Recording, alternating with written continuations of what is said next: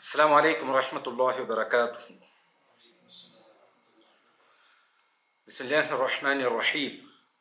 الحمد لله رب العالمين والصلاة والسلام على أشرف الأنبياء والمرسلين وعلى آله وصحبه أجمعين وبعد. إن شاء الله நம்ம இப்போ பார்க்க போகிறது, இப்போதிலிருந்து இன்னும் சில மணி நேரங்கள் தொடர்ச்சியாக பார்க்க போகிறது உம்முல் கிதாப் உடைய விரிவான விளக்கம். உம்முல் கிதாப் அப்படின்னா என்ன? சூரத்துல் ஃபாத்திஹாவுக்கு இன்னொரு பெயர். நபி ஸல்லல்லாஹு அலைஹி வஸல்லம் சூரத்துல் ஃபாத்திஹாவுக்கு வெவ்வேறு பெயர்கள் உள்ளன என்று நமக்கு சொல்லியிருக்கிறாங்க. அந்த பெயர்களில் சிலதை நம்ம அடுத்து வரக்கூடிய வகுப்புகளில் பார்ப்போம் இன்ஷா அல்லாஹ். அதில் ஒன்று உம்முல் கிதாப். அப்படின்னா என்ன? மதர், தாய், அல்லது ஒரு விஷயத்தினுடைய எசன்ஸ், கோர் அப்படின்னு சொல்லலாம், அதனுடைய சாரம் அப்படின்னு சொல்லலாம். அல் கிதாப் அப்படிங்கிறது அல் குர்ஆன்.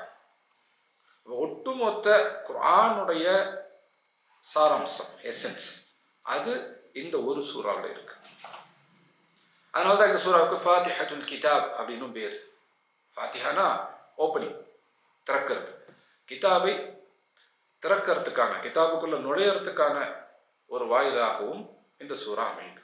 அப்போ யாருக்கு சூரத்துல் ஃபாத்திஹா சரியாக விரிவாக தெரியுதோ, சூரத்துல் ஃபாத்திஹாவில் இருக்கக்கூடிய அந்த உசூல், ஃபண்டமெண்டல்ஸ், ஃபவுண்டேஷன்ஸ், அடிப்படைகள், இதெல்லாம் யாருக்கு தெரியுதோ அவங்க அல் குர்ஆனை சரியான முறையில் விளங்குறதுக்கு தயாராகிறாங்க இன்ஷா அல்லாஹ். அப்போ அந்த தயாரிப்பை தான் நம்ம பண்ண போகிறோம் இன்ஷா அல்லாஹ்.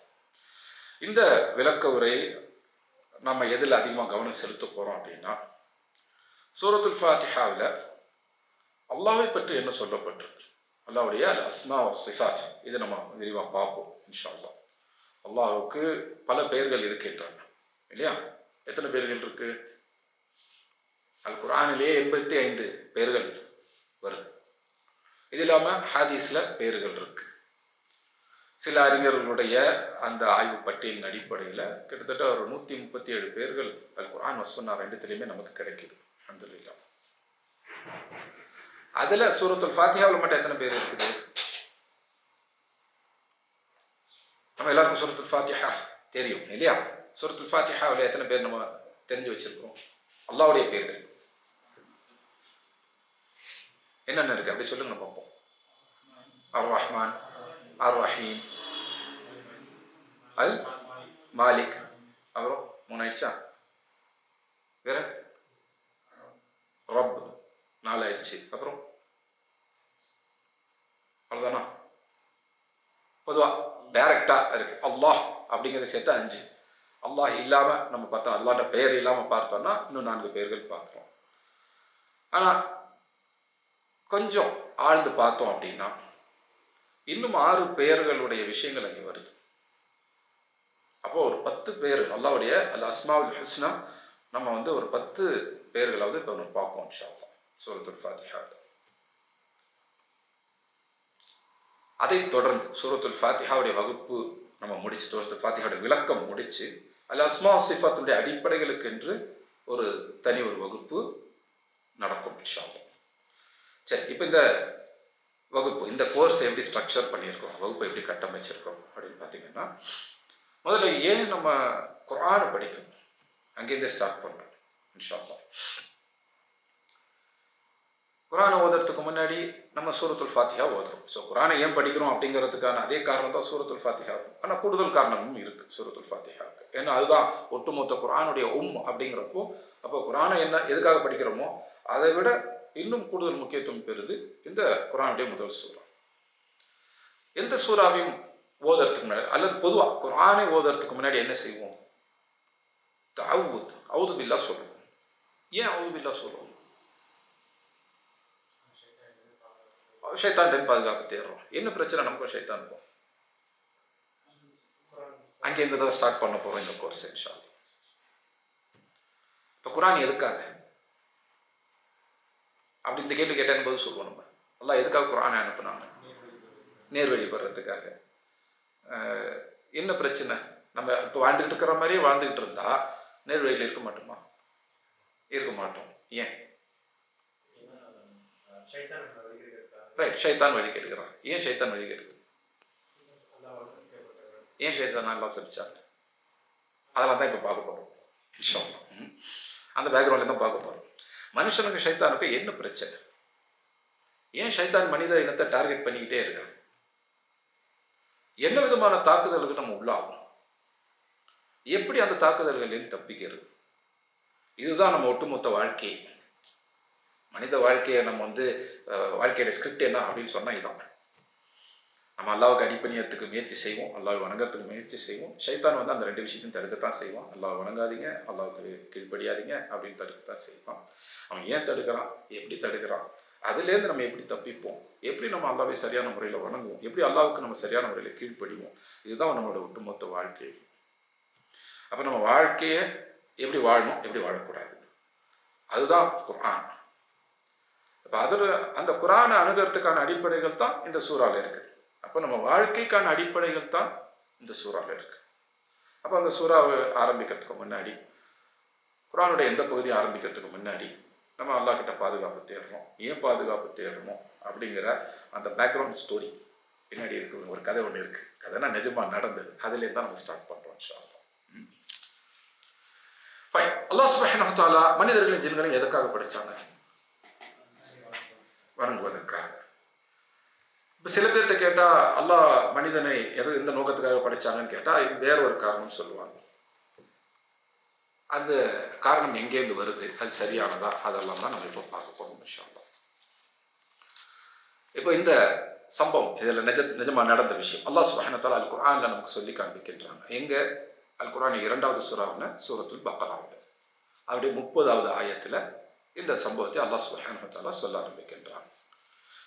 بعد أعوذ بالله السميع العليم من الشيطان الرجيم من همزه ونفخه ونفثه وإذ قال ربك للملائكة إني جاعل في الأرض خليفة. الله சொல்றாங்க وإذ قال ربك, ரப் சொன்னபோது யாருக்கிட்ட சொன்னாங்க? للملائكة, மலக்குகள்கிட்ட சொன்னபோது என்ன சொல்றாங்க? إني جاعل في الأرض خليفة, நான் பூமியில ஹலீஃபாவை அமைக்கப் போகிறேன் என்று அல்லாஹ் சொல்றான். அப்ப மனிதன் யாரு? பூமியில ஹலீஃபா. யாருடைய ஹலீஃபா அப்படின்னு சொல்லும் போது அது அல்லாஹ்வுடைய ஹலீஃபா அப்படின்னா மனிதன் ஹலீஃபத்துல்லாஹ் அப்படின்னு எல்லாம் சொல்றாங்க. ஆனால் குர்ஆன்ல எங்கேயாவது ஹலீஃபத்துல்லாஹ் அப்படிங்கிற வார்த்தையை பார்க்குறோமா? எங்கேயுமே கிடையாது. ஹலீஃபாங்கிற வார்த்தை இருக்கு, ஹலீஃபத்துல்லாஹ் அல்லாஹ்வுடைய ஹலீஃபான்ற வார்த்தை அல் குர்ஆன்ல எங்கேயுமே இல்லை, இல்லையா? சரி, எங்கேயாவது ஆதாரபூர்வமான ஹதீஸுகளில் வருதா ஹலீஃபத்துல்லாஹ் அப்படிங்கிற வார்த்தை? எங்கேயுமே கிடையாது. ரசூலுல்லாஹ் எங்கேயுமே ஹலீஃபத்துல்லாஹ் அப்படிங்கிற வார்த்தையை பயன்படுத்தினது இல்லை. அப்போ அல்லாஹோ அல்லாஹ்வுடைய ரசூலோ ஹலீஃபத்துல்லாஹ் அப்படிங்கிற வார்த்தையை பயன்படுத்தியது இல்லை. அப்போ நம்ம அதை சொல்லலாமா? கூடாது. ஹலீஃபா அப்படின்னு தான் இருக்கு, ஹலீஃபத்துல்லாஹ் அப்படின்னு இல்லை. அப்போ அல்லாஹ்வுடைய ஹலீஃபா தான் மனிதன் அப்படின்னு சொல்ல முடியாது. மனிதன் ஹலீஃபா அந்த லெவலில் தான் நம்ம நிறுத்தணும், அந்த இடத்துல தான் நம்ம நிறுத்தணும். ஹலீஃபத்துல்லாஹ் அப்படின்னு சொல்லக்கூடாது. ஹலீஃபத்துல்லாஹ் அப்படின்னா என்னன்னு சொல்லும்போது மனிதன் அல்லாஹ்வுடைய பிரதிநிதி, அப்போ பூமியில் அல்லாஹ்வுடைய பிரதிநிதியாக மனிதன் படைக்கப்பட்டிருக்கிறான் அப்படின்னு எல்லாம் ஆரம்பிச்சு அப்போது ஹலீஃபாவை இருக்கிற அந்த தன்மைக்கு பேர் என்ன? ஹிலாஃபா. அப்போ ஹிலாஃபாவை நிலைநாட்டுவது தான் மனித வாழ்க்கையினுடைய நோக்கம் அப்படின்லாம் கொண்டு வந்து நிறுத்திடுறாங்க. அப்போ இஸ்லாமுக்கு ஒரு அரசியல் கோட்டிங் ஒன்று கொடுக்கப்படுது. மனித வாழ்க்கை, மனிதன் படைக்கப்பட்ட நோக்கமே ஹிலாஃபா தான். அப்போ ஹிலாஃபத்தை நிலைநாட்டுவது, மனித வாழ்க்கையினுடைய நோக்கத்தை நிறைவேற்றுவது அப்படின்னெல்லாம் சொல்லி ஒரு அரசியல் ரீதியான ஒரு பார்வை இஸ்லாமுக்கு கொடுக்கப்படுது. இஸ்லாமுங்கிறது ஹிலாஃபத்தை நிலைநாட்டுறது தான் அப்படின்றது. ஆனால் அப்படி அல்லாஹ் சொல்லவே இல்லை. அப்போ மனிதன் எந்த நோக்கத்துக்காக படைக்கப்பட்டாங்க? அல் குர்ஆன்ல நம்ம பார்க்குறோம். சூரத்துல் தாரியாத் 51வது சூரா அதனுடைய 56வது ஆயத்தில் பார்க்குறோம். வமா ஹலக்துல் ஜின்ன வல் இன்ஸ இல்லா லியஅபுதுன், ஜின்களையும் மனிதர்களையும் எம்மை மட்டுமே இபாதத் செய்ய வேண்டும், வணங்க வேண்டும் என்பதற்காகவே தவிர வேறு எதற்காகவும் நாம் படைக்கவில்லை என்று அல்லாஹ் சுப்ஹானஹு வ தஆலா சொல்றாங்க. அப்போ மனிதன் படைக்கப்பட்ட நோக்கத்தை அல்லாஹ் தெளிவாக நேரடியாக சொல்லிடுறான். என்ன நோக்கம்? இபாதா. அப்போ மனிதன் எந்த நோக்கத்துக்காக படைக்கப்பட்டான்? இபாதாவுக்கா ஹிலாஃபாவுக்கா? இபாதாவுக்கு தான், ஹிலாஃபாவுக்கு இல்லை. அவன் மனிதனை அல்லாஹ் ஹிலாஃபாவை நிலைநாட்டுறதுக்கு ஆளும் படைக்கல, இபாதாவை நிலைநாட்டுறதுக்கு தான் படைச்சாங்க. இபாதா அப்படின்னா என்ன? அல்லாஹ்வை வணங்குறது, அல்லாஹ்வுக்கு அடிமையாக இருக்கிறது. அதனால தான் நம்ம அந்த ஷஹாதத் கலிமா சொல்லும் போது எப்படி சொல்றோம்? அஷ்ஹது அல்லா இலாஹ இல்லல்லாஹ் வ அஷ்ஹது அன்ன முஹம்மதன் அப்துஹு வ ரசூலுஹு. முஹம்மது ஸல்லல்லாஹு அலைஹி வஸல்லம் யார்? அல்லாஹ்வுடைய கலீஃபான்னு சொல்றோம். எங்கேயாவது நபி ஸல்லல்லாஹு அலைஹி வஸல்லம் தனியாக அல்லாஹ்வுடைய கலீஃபான்னு அறிமுகப்படுத்திக்கிட்டாங்களா? கிடையாது. நமக்கு இந்த கலிமாவை சொல்லித்தரும் கூட, ஷஹாதத்தை சொல்லித்தரும்போது கூட அஷ்ஹது அன்ன முஹம்மதன் அப்துஹு வ ரசூலுஹு, நான் அல்லாஹ்வுடைய அடிமை, அல்லாஹ்வுடைய தூதர். சஹீஹ் புகாரியில் ஒரு சம்பவம் நம்ம பார்க்குறோம். ஒரு முறை ஒரு சின்ன பெண்ணு நபி ஸல்லல்லாஹு அலைஹி வஸல்லம் புகழ்ந்து பாடும்போது, அவங்க மறுமைன்னு சொல்லல, எதிர்காலத்தில் நடக்க போறதை தெரிந்தவங்க எங்க முன்னாடி அமர்ந்து இருக்கிறாங்க அப்படின்னு சொல்லும்போது நபி ஸல்லல்லாஹு அலைஹி வஸல்லம் தடுக்கிறாங்க. அந்த மாதிரி சொல்லாதீங்க அப்படின்னு சொல்லிட்டு என்ன சொல்றாங்க? நீங்க என்னை புகழ்வதாக இருந்தால், முதல்ல என்ன சொல்றாங்க? கிறிஸ்தவர்கள் எப்படி ஈசா அலைஹிஸ்ஸலாமை வரம்பு மீறி புகழ்ந்து வழிகட்டாங்க, அந்த மாதிரி நீங்க செய்யாதீங்க. துத்ரூனி கமா அத்ரத்தின் நஸாரத்தி இப்னு மரியம் இன்னமா அன அப்துல், நிச்சயமாக நான் அல்லாஹ்வுடைய அடிமை தானே தவிர வேறு எதுவும் இல்லை. அப்போ நீங்க என்னன்னு சொல்லணும்? அப்துல்லாஹி வ ரசூலுஹு, ஃபகுல் அப்துல்லாஹி வ ரசூலுஹு என்று சொல்றாங்க. அப்போ முஹம்மது ஸல்லல்லாஹு அலைஹி வஸல்லம் யாரு? அல்லாஹ்வுடைய அப்த், அல்லாஹ் அப்துல்லாஹ் வ ரசூலுஹு, அல்லாஹ்வுடைய ரசூல். அப்போ அவங்க அப்துல்லாஹ் ரசூலுல்லாஹ், இதுதான் அவங்க கலீஃபத்துல்லாஹ்ன்னு எங்கேயுமே தன்னை அடையாளப்படுத்திக் கொள்ளல. மனிதனுடைய நோக்கமே, மனிதன் படைக்கப்பட்ட நோக்கமே ஹிலாஃபாக இருந்தால் நபி ஸல்லல்லாஹு அலைஹி வஸல்லம் அதை நமக்கு அடிப்படையாக சொல்லி கொடுத்திருப்பாங்க. தன்னை பற்றி அறிமுகப்படுத்தும் போது கூட அப்துல்லாஹ் ரசூலுல்லாஹ்னு சொன்ன மாதிரி கலீஃபத்துல்லாஹ்னு சொல்லியிருப்பாங்க. அப்படி சொன்னாங்களா? இல்லை. மனிதன் படைக்கப்பட்ட நோக்கம் ஹிலாஃபாவா அப்படின்னு கேட்டா இல்லை. மனிதன் படைக்கப்பட்ட நோக்கம் இபாதா, அல்லாஹ்வுடைய அப்தாக, அடிமையாக இருக்கிறது, அப்துல்லாஹ் ஆக இருக்கிறது. அதுதான் மனிதன் படைக்கப்பட்ட நோக்கம். அல்லாஹ்வை இபாதத் செய்யறது, அதுதான் மனிதன் படைக்கப்பட்ட. அப்போ ஹலீஃபா அப்படின்னா என்ன அர்த்தம்? மொழி ரீதியாக ஹலீஃபா அப்படிங்கிறதுக்கு அர்த்தம் ஒன்று போன பிறகு அந்த இடத்துல வரக்கூடிய இன்னொன்று.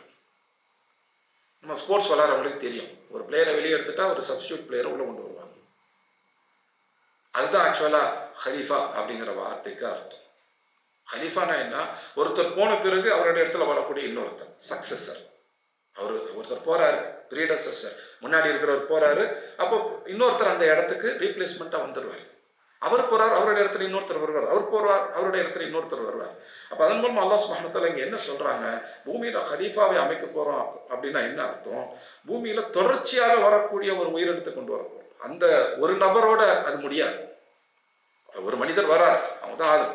அந்த மனிதர் மரணிச்ச பிறகு அவருடைய பிள்ளைங்க வருவாங்க, அவருக்கு பிறகு அவருடைய பிள்ளைங்க வருவாங்க, அவருக்கு பிறகு அவருடைய பிள்ளைகள் வருவாங்க. தலைமுறை தலைமுறையாக தொடர்ந்து வரக்கூடிய, ஒருத்தர் போயிட்டு அவருடைய இடத்துல இன்னொருத்தர் வரக்கூடிய ஒரு உயிரினத்தை அங்கே கொண்டு வரப்போம் அப்படின்னு தான் அல்லாஹ் சுப்ஹானஹு வ தஆலா சொல்றாங்க. இரவு பகல் மாறி மாறி வர்றதுக்கு அல்லாஹ் பயன்படுத்துகிற வார்த்தை ஹில்ஃபத்தன், அதே ஹலீஃபாங்கிற வார்த்தை தான். இரவு போனால் அந்த இடத்துல பகல் வரும், பகல் போனால் அந்த இடத்துல இரவு வரும், ஒன்றுக்கு பதிலாக இன்னொன்று வரும், உன்னுடைய ரீப்ளேஸ்மெண்ட்டாக இன்னொன்று வரும். அதுதான் ஹலீஃபா. இப்போ கண்டினியூஸ் ரீப்ளேஸ்மெண்ட் வந்துக்கிட்டே இருக்க போகுது, அல்லாஹ் நாடும் வரை, அந்த கியாமத்து நாள் வரும் வரை. அதுதான் ஹலீஃபா. ஹலீஃபாவுக்கு என்று சில தன்மைகள் இருக்கு, சில பொறுப்புகள் இருக்கு, அது உண்டு. ஹலீஃபா அப்படிங்கிற ஒரு விஷயம் இருக்கு. ஆனால் மனிதன் படைக்கப்பட்ட நோக்கமே ஹிலாஃபா அப்படின்றது கிடையாது. மனிதன் படைக்கப்பட்ட நோக்கம் இபாதா. சரி, அப்போ அல்லாஹ் சுப்ஹானஹு வ தஆலா என்ன சொல்றாங்க மலக்குகள்கிட்ட? அப்போ இந்த பேச்சு எங்க நடக்குது? மலக்குகள்கிட்ட சொல்றாங்க அப்படின்னா பூமியில் நடக்குதா? இல்லை. எங்க நடக்குது? அல்லாஹ் அர்ஷின் மீது உயர்ந்திருக்கிறாங்க, மலக்குகள் அதுக்கு கீழே தான் வானங்கள்ல இருக்கிறாங்க. அப்போ அல்லாஹ் சுப்ஹானஹு வ தஆலா மேலிருந்து மலக்குகள்கிட்ட பேசுறாங்க. என்ன சொல்றாங்க? இன்னி ஜாஇலுன் ஃபில் அர்தி ஹலீஃபா, நிச்சயமாக நான் அர்த் பூமியில ஹலீஃபாவை அமைக்கப் போகிறேன் என்று சொல்றாங்க. அதுக்கு மலக்குகள் இப்படி ஒரு ரெஸ்பான்ஸ் ஒன்று கொடுத்தாங்க. என்ன சொன்னாங்க? அத்தஜஅல் ஃபீஹா மன் யுஃப்ஸிது ஃபீஹா வ யுஸ்ஃபிகு திமா. ஒரு கேள்வியை கேட்குறாங்க அல்லாஹ் கிட்ட. அத்தஜஅல் ஃபீஹா மன் யுஃப்ஸிது ஃபீஹா வ யுஸ்ஃபிகு திமா. ஃபசாது செய்யக்கூடியவர்கள், அந்த பூமியில் நீங்கள் அவங்கள அமைக்க போகிறேன்னு சொல்கிறீங்க. அத்தஜஅல் ஃபீஹா, அங்கே செய்வாங்க, என்ன செய்வாங்க? யுஃப்ஸிது ஃபீஹா, அதில் ஃபசாது செய்வாங்க. வ யுஸ்ஃபிகு திமா, திமா அப்படின்னா ரத்தம், ரத்தத்தை சிந்துவாங்க, ரத்தம் ஓட்டுவாங்க. அப்போ பூமியில் ஃபசாது செய்து, குழப்பம் செய்து, அதில் ரத்தத்தை ஓட்டக்கூடிய ஒரு படைப்பையா நீங்கள் பூமியில் படைக்க போகிறீங்க அப்படின்னு அல்லாஹ்கிட்ட கேட்குறாங்க. கேட்டு தொடர்ந்து சொல்றான், வ நஹ்னு நுஸப்பிஹு பிஹம்திக வ நுகத்திஸு லக. நாங்க நுஸப்பிஹு பிஹம்திக, உங்களுடைய புகழை கொண்டு உங்களை பரிசுத்தப்படுத்துறோம், உயர்வாக சொல்றோம். வ நுகத்திஸு லக, உங்களை பரிசுத்தப்படுத்துறோம். அப்போ நாங்கள் உங்களை புகழ்ந்துக்கிட்டு இருக்கும்போது இன்னொரு படைப்பு அவசியமா அப்படிங்கிறது தான் கேள்வி. அது மலக்குகள் ஒரு எதிர் கேள்வி கேட்கணுங்கிறதுக்காக இல்லை. பூமியில் குழப்பம் விளைவிப்பாங்க, ரத்தம் சிந்துவாங்க, அப்படி ஒரு படைப்பு எதுக்கு அப்படின்னு கேட்குறாங்க. சரி, இங்கே ஒரு கேள்வி, மலக்குகளுக்கு இது எப்படி தெரியும்? இன்னும் மனுஷனால படைக்கவே இல்லை, படைக்க போகிறேன்னு தான் சொல்கிறாங்க. சொன்ன உடனே மலக்குகள் கேட்குறாங்க, என்ன கேட்குறாங்க? அவங்க பூமியில் போய் ஃபசாத் செய்வாங்க, யூஸ்பிக்கு திமார், ரத்தத்தை ஓட்டுவாங்க. இது எப்படி மலக்குகளுக்கு தெரிஞ்சு? அப்போ எதிர்காலத்தில் நடக்க போகிறதை அறிந்து கொள்ளக்கூடிய அந்த அறிவு மலக்குகளுக்கு இருக்கா? அப்படி சொல்லலாமா? ஒரு பொருளுடைய இயல்பு தெரிந்தால் அதனால என்ன நடக்க வாய்ப்புண்டு அப்படிங்கிறத நம்ம சொல்லலாம். இப்போ நம்ம ஊரில் பெற்றவங்க ஒரு 18 வயது இளைஞருக்கு ஒரு டியூக் KTM பைக், இது மாதிரி ஏதோ ஒரு பைக் வாங்கி தர்றாங்க. இப்போ வாங்கி தந்தோடனே பெரியவங்க யாரோ ஏதோ சொல்லுவாங்க. என்ன சொல்லுவாங்க? ஏங்க போய் ஆக்சிடென்ட் ஆகிறதுக்கா அப்படின்வாங்க. சொன்ன மாதிரியே அடுத்த 2 நாள் ஆக்சிடென்ட் ஏதாவது நடத்துகிறோம். சமீபமாக அந்த மாதிரி நிறைய விஷயங்கள் நம்ம படிக்கிறோம், கேள்விப்படுறோம். ஆக்சிடென்ட் ஆகி அந்த பிள்ளை மௌத்தானதெல்லாம் நம்ம பார்க்குறோம். அப்போ அவருக்கு எதிர்காலம் தெரிஞ்சு சொல்லிட்டாரா? இல்லை. வேகமாக போகிற பைக்கை உணர்ச்சி வேகத்தில் இருக்கக்கூடிய ஒரு இளைஞர் எடுத்தா என்ன ஆகும்? அவர் வேகமாக தான் ஓட்டுவார். வேகமாக போனால் ஆக்சிடென்ட் நடக்கிறதுக்கு வாய்ப்பு உண்டு. ஆக்சிடென்ட் நடந்தால் அவருடைய உயிருக்கே ஆபத்து வரத்துக்கு வாய்ப்பு உண்டு. ஏங்க உங்கள் பிள்ளையை கொலை செய்யறதுக்கு நீங்கள் பைக் வாங்கி கொடுத்தீங்களா அப்படின்னு ஒருத்தர் கேட்குறாரு. அப்படின்னா அவர் எதிர்காலத்தை தெரிஞ்சு கேட்கல, இது வரைக்கும் பார்த்த விஷயங்களின் அடிப்படையில் இந்த மாதிரி இருந்தால் இது இப்படி தான் நடக்கும் அப்படிங்கிற ஒரு அனுமானம், ஒரு கெஸ் ஒர்க் தான். ஆனால் ஒரு சாலிட் கெஸ் ஒர்க். இது இப்படி தான், இப்படி போனால் இப்படி தான் போகும் அப்படின்ட்டு. ஏன் மலக்குகள் அப்படி சொன்னாங்க? அப்போ அவங்களுக்கு இந்த மாதிரி விஷயங்களில் முன் அனுபவம் உண்டா? அதுக்கு நமக்கு சிலரை பற்றி தெரியும். எந்த சிலரை பற்றி? ஜின்கள் அப்படிங்கிற சிலரை பற்றி தெரியும். அல்லாஹ் சுப்ஹானஹு வ தஆலா மனிதர்களுக்கு முன்னாடியே ஜின்களை படைச்சிட்டாங்க. இப்போ மனிதர்கள் படைக்கப்பட்ட நோக்கத்தை அல்லாஹ் சொல்லும் போது கூட ஜின்களையும் சேர்த்து தானே சொல்கிறாங்க. சூரத்துல் தாரியாத்தில் நம்ம பார்த்தோம் இல்லையா, வமா ஹலக்துல் ஜின்ன வல் இன்ஸ. முதல்ல அல்லாஹ் ஜின்னை தான் சொல்கிறாங்க, அதுக்கடுத்து தான் இன்ஸ் மனிதனை சொல்கிறாங்க. வமா ஹலக்துல் ஜின்ன வல் இன்ஸ இல்லா லியஅபுதுன். ஜின்களையும் மனிதர்களையும் எம்மை மட்டுமே இபாதத் செய்ய வேண்டும் என்பதற்காகவே தவிர வேறு எதற்காகவும் படைக்கவில்லை. அப்போ மனிதனுக்கு முன்னாடியே அல்லாஹ் சுப்ஹானஹு வ தஆலா ஜின்களை படைச்சிருக்கிறான். இப்போ இந்த ஆயத்துக்களுடைய தொடர்ச்சியிலேயே ஜின்களில் ஒருத்தனுடைய பற்றி பேச்சும் வரும். அப்போது ஆதம் அலைஹிஸ்ஸலாம் படைக்கிறதுக்கு முன்னாடி அல்லாஹ் ஜின்களை படைச்சிட்டாங்க, மனிதனுக்கு முன்னாடி ஜின்களை படைச்சிட்டாங்க அப்படிங்கிறது நமக்கு தெளிவாக புரியுது. அந்த ஜின்களுடைய தன்மையை மலக்குகள் பார்த்துருக்கிறாங்க. ஜின்களுடைய தன்மை என்ன? மலக்குகளுடைய தன்மை என்ன? மலக்குகளை அல்லாஹ் சுப்ஹானஹு வ தஆலா ஒளியிலிருந்து, ஒளினா லைட், ஒரு பியூர் லைட்லேருந்து, சுத்தமான ஒளியிலிருந்து அல்லாஹ் படைச்சாங்க. மலக்குகளுக்கு அக்கல் அறிவு இருக்கா? பகுத்தறியக்கூடிய தன்மை இருக்கான்னா இருக்கு. ஆனால் மலக்குகளுக்கு ஒரு ஹியாரா தேர்ந்தெடுக்கக்கூடிய அந்த சாய்ஸ் அப்படிங்கிறது இல்லை. அல்லாஹ் சொன்னதை மட்டும்தான் அவங்க செய்வாங்க. ஜின்களை அல்லாஹ் சுப்ஹானஹு வ தஆலா படைக்கிறாங்க. ஜின்களை எதுலேருந்து படித்தாங்க?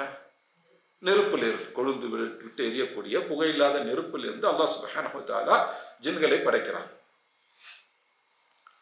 ஜின்களுக்கு அக்ல் அறிவு கொடுக்கப்பட்டுச்சா? பகுத்தறிவு தன்மை கொடுக்கப்பட்டுச்சா? கொடுக்கப்பட்டுச்சு. மலக்குகளுக்கும் அக்ல் இருக்கு, ஜின்களுக்கும் அக்ல் இருக்கு. அக்ல் அப்படின்னா என்ன? அந்த இன்டெலிஜென்ஸ், பகுத்தறியக்கூடிய தன்மை, அந்த அறிவு இருக்கு. ஆனால் மலக்குகளுக்கு ஹியாரா கிடையாது, தேர்ந்தெடுக்கக்கூடிய அந்த தன்மைங்கிறது கிடையாது. அல்லாஹ் சொன்னதை மட்டும்தான் செய்வாங்க, மாற்றமாக செய்ய மாட்டாங்க. ஜின்களுக்கு ஹியாரா கொடுக்கப்பட்டுச்சு, அவங்களுக்கு சாய்ஸ் கொடுக்கப்பட்டுச்சு. அவங்க நன்மையை தேர்ந்தெடுத்து கொள்ளலாம் அல்லது தீமையை தேர்ந்தெடுத்து கொள்ளலாம். அல்லாஹ்வுக்கு கீழ்ப்படிவதை தேர்ந்தெடுத்து கொள்ளலாம் அல்லது அல்லாஹ்வுக்கு மாறு செய்வதை தேர்ந்தெடுத்து கொள்ளலாம். அப்போ அந்த அடிப்படையில் நரகத்துக்கு போகிற வழியை தேர்ந்தெடுத்து கொள்ளலாம் அல்லது சொர்க்கத்துக்கு போகிற வழியை தேர்ந்தெடுத்து கொள்ளலாம். இது ஜின்களுக்கு அல்லாஹ் கொடுத்த இயல்பு.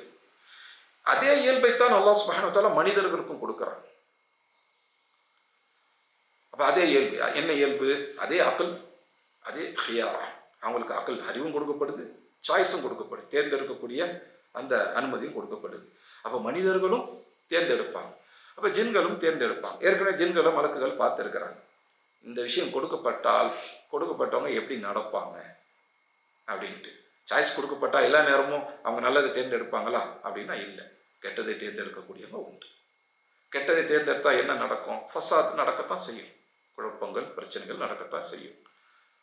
அதனுடைய உச்சக்கட்டம் என்னவா இருக்கும்? ஒருத்தர் அடிச்சுக்கிறது தான் இருக்கும். அடிச்சுக்கிட்டு வெட்டிக்கிட்டு ரத்தத்தை சிந்தத்தான் செய்வாங்க. அப்போ அந்த இயல்பு ஜின்களுக்கு இது தரப்பட்டது, ஜின்களுடைய இயல்பாக இது இருந்தது அப்படிங்கிறத மலக்குகள் முன்னே பார்த்ததுனால மனிதனை படைக்க போறேன்னு சொல்லும் பொழுது இந்த இயல்போட தான் படைக்க போறாங்க அப்படிங்கிறத தெரிஞ்ச போது அல்லாஹ் சுப்ஹானஹு வ தஆலா உடைய அந்த வார்த்தைகளை கொண்டு மலக்குகள் விளங்குறாங்க.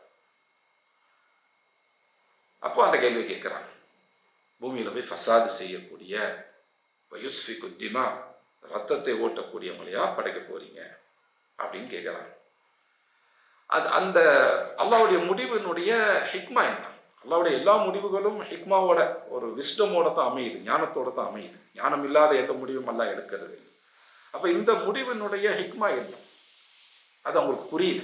அதை தான் கேள்வி கேட்குறாங்க. அல்லாஹ் கிட்ட எதிர்கேள்வி கேட்கணுங்கிறதுக்காக இல்லை, ஏன் அல்லாஹ் சுப்ஹானஹு வ தஆலா இப்படி ஒரு முடிவை எடுக்கிறாங்க, அதனுடைய ஹிக்மா என்ன, அது தெரியல அவங்களுக்கு. அப்போ தங்களை ஒரு உதாரணம் வச்சு கேட்குறாங்க, நாங்கள் இப்படி தானே இருக்கிறோம், உங்களை நாங்கள் புகழறோம், பரிசுத்தப்படுத்துகிறோம். அப்படி இருக்கும் பொழுது இந்த மாதிரி பிரச்சனை பண்ணக்கூடிய ஒரு படைப்பை படைக்கிறதுக்கான காரணம் என்ன அப்படின்னு கேட்குறாங்க. அதுக்கு அல்லாஹ் சுப்ஹானஹு வ தஆலா என்ன பதில் கொடுத்தாங்க? விளக்கமாக ஒரு பதில் கொடுக்கணும் இல்லையா? கேள்வி கேட்டால் பதில் சொல்லணும். அந்த பதில் தெளிவான விளக்கமுடையதாக அமையணும். அல்லாஹ் சுப்ஹானஹு வ தஆலா என்ன பதில் சொல்கிறாங்க? பால இன்னி அலமு மா லா தஅலமுன். இவ்வளோதான் பதில். ஒரு விளக்கமான பதில் வரும் அப்படின்னு எதிர்பார்த்தா சுருக்கமான ஒரு பதில் வருது. இன்னி அலமு, நிச்சயமா நான் அறிந்தவன், எனக்கு தெரியும். மா லா தஅலமுன், உங்களுக்கு தெரியாதது. அப்போ அல்லாஹ் என்ன பதில் சொல்கிறாங்க? உங்களுக்கு தெரியாது, எனக்கு தெரியும். இவ்வளோதான் பதில். அப்போ மலக்குகள் கேட்ட கேள்விக்கு ஒரு தெளிவும் விளக்கமும் கிடைச்சிச்சா? இல்லை. அல்லாஹ் சுருக்கமாக ஒரு பதிலை கொடுக்குறாங்க, இன்னி அலமு மா லா தஅலமுன், உங்களுக்கு தெரியாது, எனக்கு தெரியும். அப்போ அல்லாஹ்வுக்கு தெரியும், ஆனால் இந்த நேரத்தில் அதை அல்லாஹ் சொல்லலை. எப்போ சொல்கிறாங்க? அல்லாஹ் ஆதமை படைச்சிடுறாங்க, ஆதமை படைத்து வருகிறார்கள். படைச்சிட்டு அல்லாஹ் சொல்றாங்க. அது அடுத்த ஆயத்தில் பார்ப்போம். 2வது சூரத்துல் பக்ராவுடைய 31வது ஆயத்தில் பார்க்கிறோம். வஅல்லம ஆதமல் அஸ்மாஅ குல்லஹா. ஆதமுக்கு அல்லாஹ் சுப்ஹானஹு வ தஆலா படைச்சு என்ன செஞ்சாங்க? ஆதமே அல்லாஹ் படைச்சான், அக்லோட படைச்சான். படைச்சிட்டு வஅல்லம, ஆதமுக்கு கற்றுக் கொடுத்தாங்க, இல்மு கொடுத்தாங்க. எதை பற்றி? அஸ்மாஅ குல்லஹா, எல்லாவற்றினுடைய பெயர்களை பற்றி சொல்லி கொடுத்தாங்க. பெயரை சொல்றதுல என்ன ஸ்பெஷல் இருக்கு? இஸ்ம் அப்படின்னா பெயர், அதனுடைய ஜம்உ ப்ளூரல் பன்மை தான் அஸ்மா அப்படிங்கிறது. அப்போ அல்லாஹ் எல்லா பொருளுடைய அஸ்மாவை சொல்லி கொடுத்தாங்க அப்படின்றது.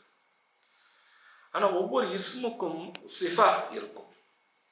அல்லாஹ்வுடைய பெயர்களே பார்த்தீங்கன்னா அல்லாஹ்வுடைய ஒவ்வொரு பெயருக்கும் ஒரு தன்மை பண்பு அப்படிங்கிறது இருக்கும். ஒவ்வொரு நேமுக்கும் ஒரு ஆட்ரிபியூட் இருக்கும். அப்போ இஸ்ம் அப்படின்றது தான் சிஃபா அப்படிங்கிறது கட்டாயம் இருக்கும். சிஃபா இல்லாமல் ஒரு இஸ்ம் இருக்காது. அதாவது இந்த பண்பு இந்த தன்மையோட தான் இருக்கும், அதுக்கேற்ற மாதிரி தான் ஒரு பெயர் இருக்கும். அப்போ அல்லாஹ் சுப்ஹானஹு வ தஆலா எல்லா பொருட்களுடைய அஸ்மாவை பெயர்களை சொல்லி கொடுத்தாங்கன்னா அந்த பெயருக்கேற்ற தன்மைகளையும் சேர்த்து தான் சொல்லி கொடுத்தாங்க. ஏன்னா ஒவ்வொரு இஸ்முக்கும் சிஃபா இருக்கு, ஒவ்வொரு நேமுக்கும் ஆட்ரிபியூட் இருக்கு, ஒவ்வொரு பெயருக்கும் பண்பும் தன்மையும் இருக்கு. அப்போ ஒரு பேரை அல்லாஹ் சுப்ஹானஹு வ தஆலா சொல்லி கொடுத்தாங்க அப்படின்னா அந்த பொருளுடைய, ஒரு பொருளுக்கு தானே பேர் இருக்கும், அந்த பொருளுக்கு இந்த பெயர்னு சொல்லும் போது அந்த பொருளுடைய தன்மை இது, பண்பு இது அப்படிங்கிறது சேர்த்து தான் சொல்லி கொடுத்துருப்பாங்க. டிஃபால்ட் அது. ஏன்னா மொழி ரீதியாக இஸ்முன்னு இருந்தால் அதுக்கு சிஃபா அப்படின்னு ஒன்று கட்டாயம் இருக்கும். அப்போ அல்லாஹ் எல்லா பொருட்களுடைய அஸ்மாவையும் சொல்லி கொடுத்தாங்கன்னா அப்போ எல்லாத்துடைய சிஃபாத்தையும் சேர்த்து தான் சொல்லி கொடுத்தாங்க. அப்போ ஒவ்வொரு பொருளுடைய பெயரையும் ஆதம் அலைஹிஸ்ஸலாம் கற்றுக்கொள்ளும் பொழுது அந்த பொருளுடைய தன்மையும் சேர்த்து தான் கற்றுக்கொண்டார்கள். அப்படின்னா அந்த பொருளை வச்சு என்ன செய்யணும்னு ஆதம் அலைஹிஸ்ஸலாமுக்கு தெரியும்.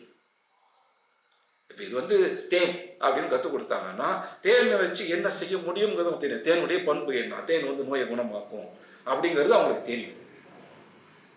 உப்பு அப்படின்னு கற்றுக் கொடுத்தாங்க அப்படின்னா இதுக்கு இப்படி தோற்றம் பண்ணிக்கும், இதுக்கு பேர் உப்பு, உப்பு கரிக்கும், அப்போ உப்புடைய தன்மை தெரியும். உப்பு வேற என்ன செய்யும், உப்பு இந்தந்த விஷயங்களுக்கு கிருமிகள் எல்லாம் கொள்ளும், இதெல்லாம் அவங்களுக்கு தெரியும்.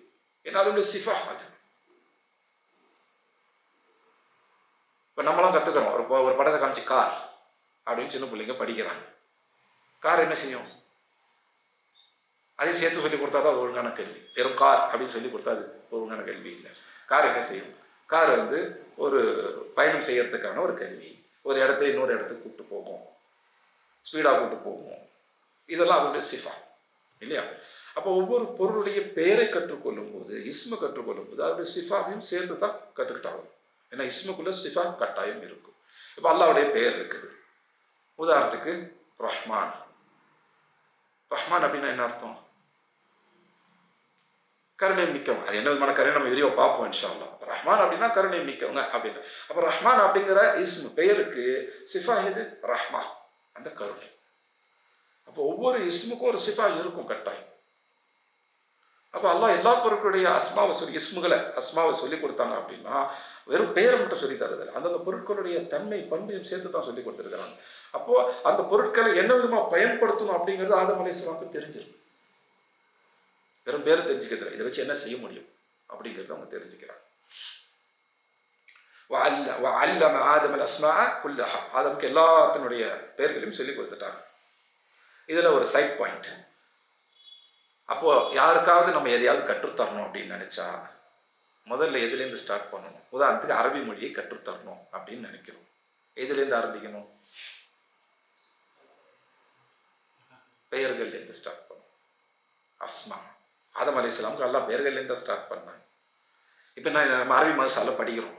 எடுத்தோன்னே என்ன படிப்போம்? அரபி மொழி படிக்கிறதா இருந்தால் சர்ஃப் படிப்போம். சர்ஃபில் எப்படி நிறைய அஸ்மாவாக படிக்கிறீங்களா? இல்லை. என்ன படிப்பீங்க? அஃஆல் தான் படிப்பீங்க, செயல்களை பற்றி படிப்பீங்க.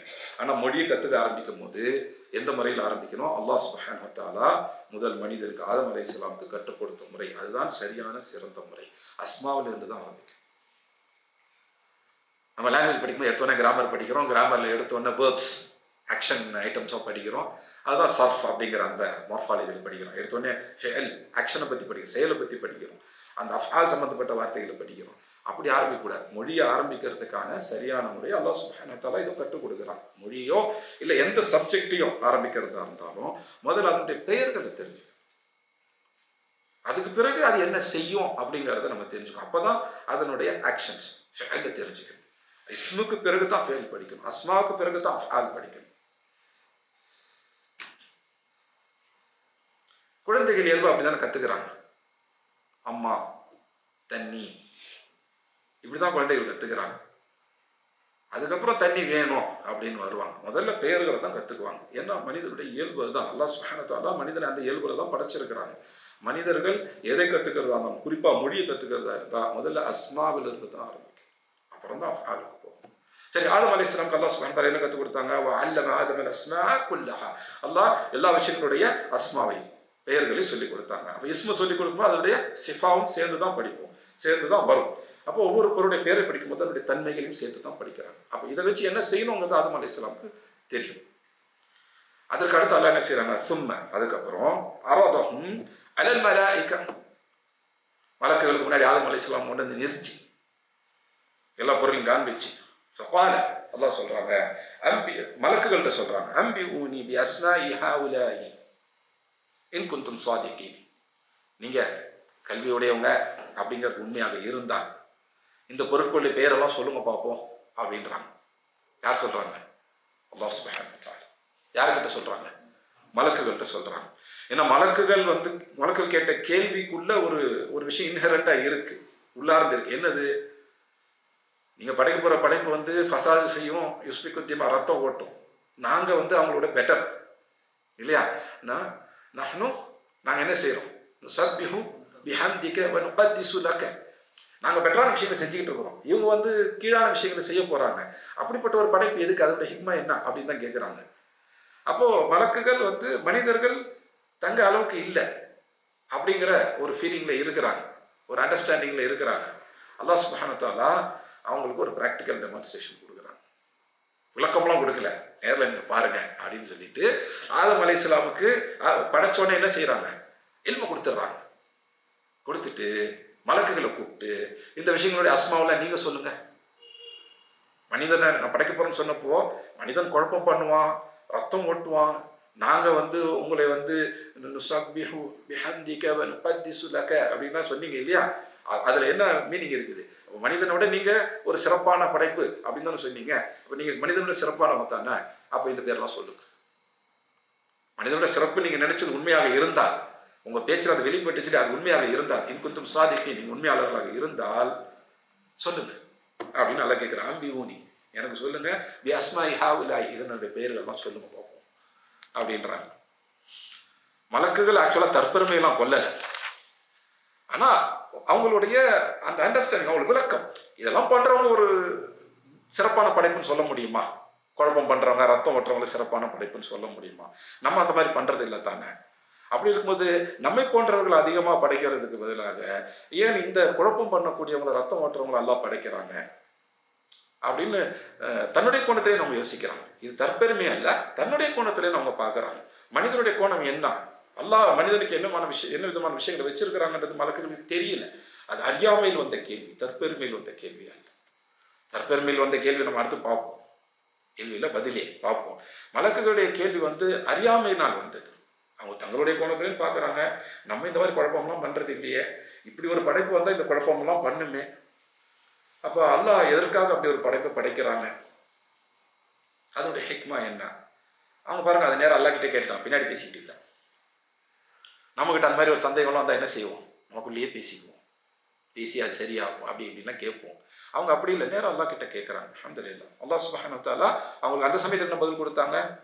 இன்னி அலமு மா லா தஅலமூன். அப்போ அந்த சமயத்தில் அவங்களுக்கு விளக்கமெல்லாம் கொடுக்கல, சிம்பிள் பதில், உங்களுக்கு தெரியாது எனக்கு தெரியும்.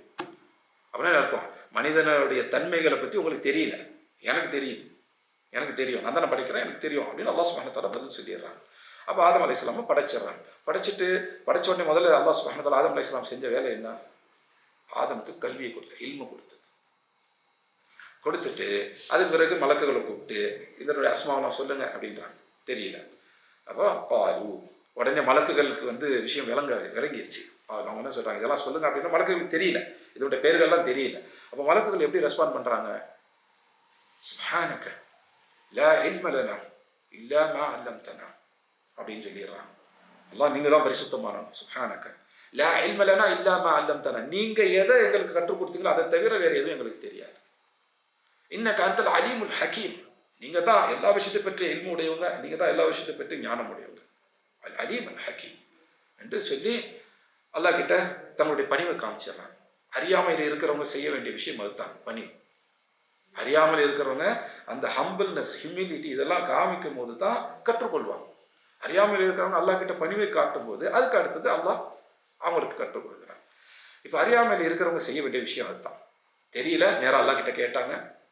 அதுக்கு பிறகு அல்லாஹ் அவங்கள்ட்ட கேள்வி கேட்கும் போது தெரியலங்கிறத வெளிப்படையாக ஒத்துக்கிட்டாங்க.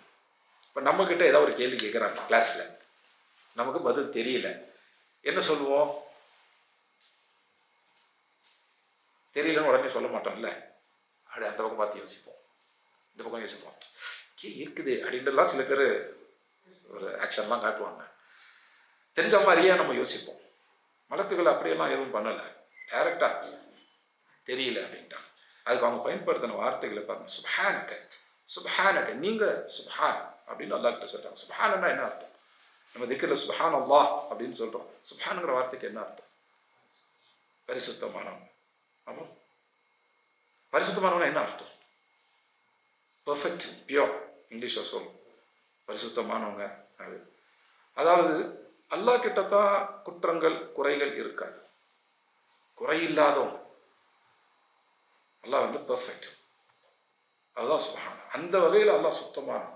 இப்போ மனிதர்கள் அல்லாஹ்வை வர்ணிக்க முயற்சி செய்தால் குறைகளோடு தான் வர்ணிப்பாங்க.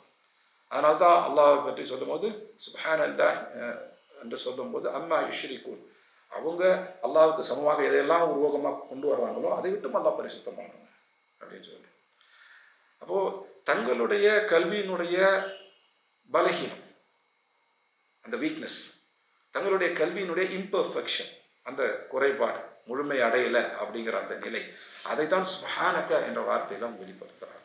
எல்லாம் நீங்கள் தான் பர்ஃபெக்ட், நாங்கள் இம்பர்ஃபெக்ட், உங்களுக்கு தான் எல்லாம் தெரியும், எங்களுக்கு தெரியாது அப்படிங்கிறத தான் சொல்கிறாங்க. சுப்ஹானக லா இல்ம லனா, எங்களுக்கு இல்மு கிடையாது, இல்லை எக்ஸப்ட், இதை தவிர, எதை தவிர மா அல்லம்தனா, நீங்கள் எதை கற்றுக் கொடுத்தீங்களோ அதை தவிர. அப்போ அல்லாஹ் சுப்ஹானஹு வ தஆலா மலக்குகள்கிட்ட கேட்டாங்களா, அடுத்தது சொல்றாங்க கால அல்லாஹ் சொல்றாங்க யா ஆதம், ஆதமே அப்படின்னு அல்லாஹ் கூப்பிட்டு அம்பிஹும் பி அஸ்மாஇஹிம், இதனுடைய பெயர்கள்லாம் இவங்களுக்கு நீங்க அறிவிங்க அப்படின்னு சொல்றாங்க. ஃபலம்மா அம்பஹும் பி அஸ்மாஇஹிம், அப்போ ஆதம் என்ன செய்யறாங்க, மலக்குகளுக்கு அந்த பெயர்கள் எல்லாவற்றையும் சொல்றாங்க. சொன்ன பிறகு இப்போ ஒரு ப்ராக்டிக்கல் டெமான்ஸ்ட்ரேஷன் காமிச்சாச்சு இல்லையா. அப்புறம் அல்லாஹ் சொல்றாங்க கால அலம் அகுல் லகும் இன்னி ஆலமு கைப ஸமாவாதி வல் அர்த் வ ஆலமு மா துப்தூன வ மா குன்தும் தக்துமூன் என்று அல்லாஹ் சொல்றாங்க. அதாவது அல்லாஹ் என்ன கேட்குறாங்க மலக்குகள்கிட்ட, அலம் யகுல் லகும், நான் உங்கள்கிட்ட சொல்லலையா, இன்னி ஆலமு கைப ஸமாவாதி வல் அர்த், வானங்கள் பூமிகளில் எதெல்லாம் மறைக்கப்பட்டிருக்குதோ மறைவானதாக இருக்குதோ அதை பற்றி அறிந்தவன் நான் தான் என்றது நான் உங்களுக்கு சொல்லலையா.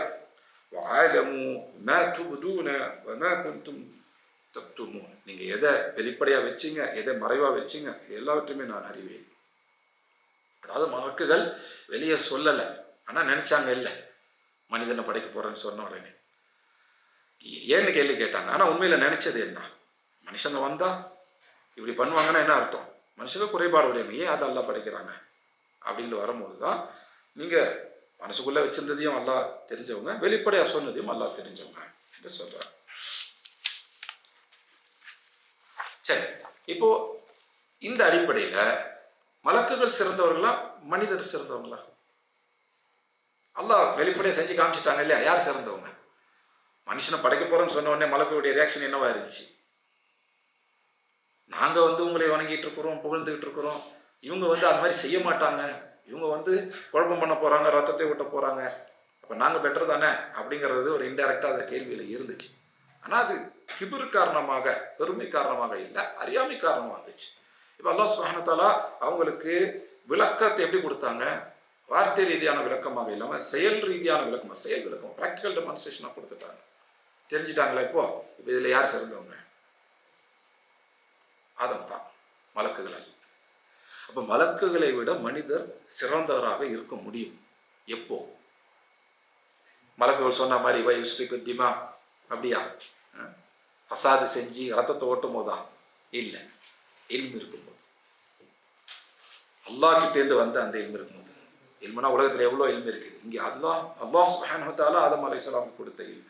அது மாதிரி இறைவன்கிட்டேன்னு வரக்கூடிய இந்த இல்மை பெற்றுக்கொள்ளும் பொழுது, அதை கற்றுக்கொள்ளும் பொழுது, அதை சரியான முறையில் விளங்கி கொள்ளும் பொழுது மனிதன் மலக்குகளை விட சிறந்தவராக ஆகிறான். இப்போ மனிதன் மலக்கை விட சிறந்தவராக ஆகக்கூடிய நேரம் ஒன்று இருக்குது. அது எப்போ? அந்த இல்மை பெற்றுக்கொண்டார். அப்போ இல்மை பெற்றுக்கொண்டு இப்போ அல்லாஹ் சுப்ஹானஹு வ தஆலா செயல் விளக்கமாக காமிச்சிட்டாங்க. ரெண்டு பேர் யார் சிறந்தவங்க? மலக்குகளா ஆதம் அலைஹிஸ்ஸலாம் என்ற மனிதரா? மனிதர், ஆதம் அலைஹிஸ்ஸலாம் தான். இப்போ அது கல்வி இருக்கு இல்லையா, அப்போ கல்வியுடையவங்களுக்கு என்று ஒரு கண்ணியம் ஒன்று இருக்கு, அந்த கண்ணியத்தை கொடுக்கணும்.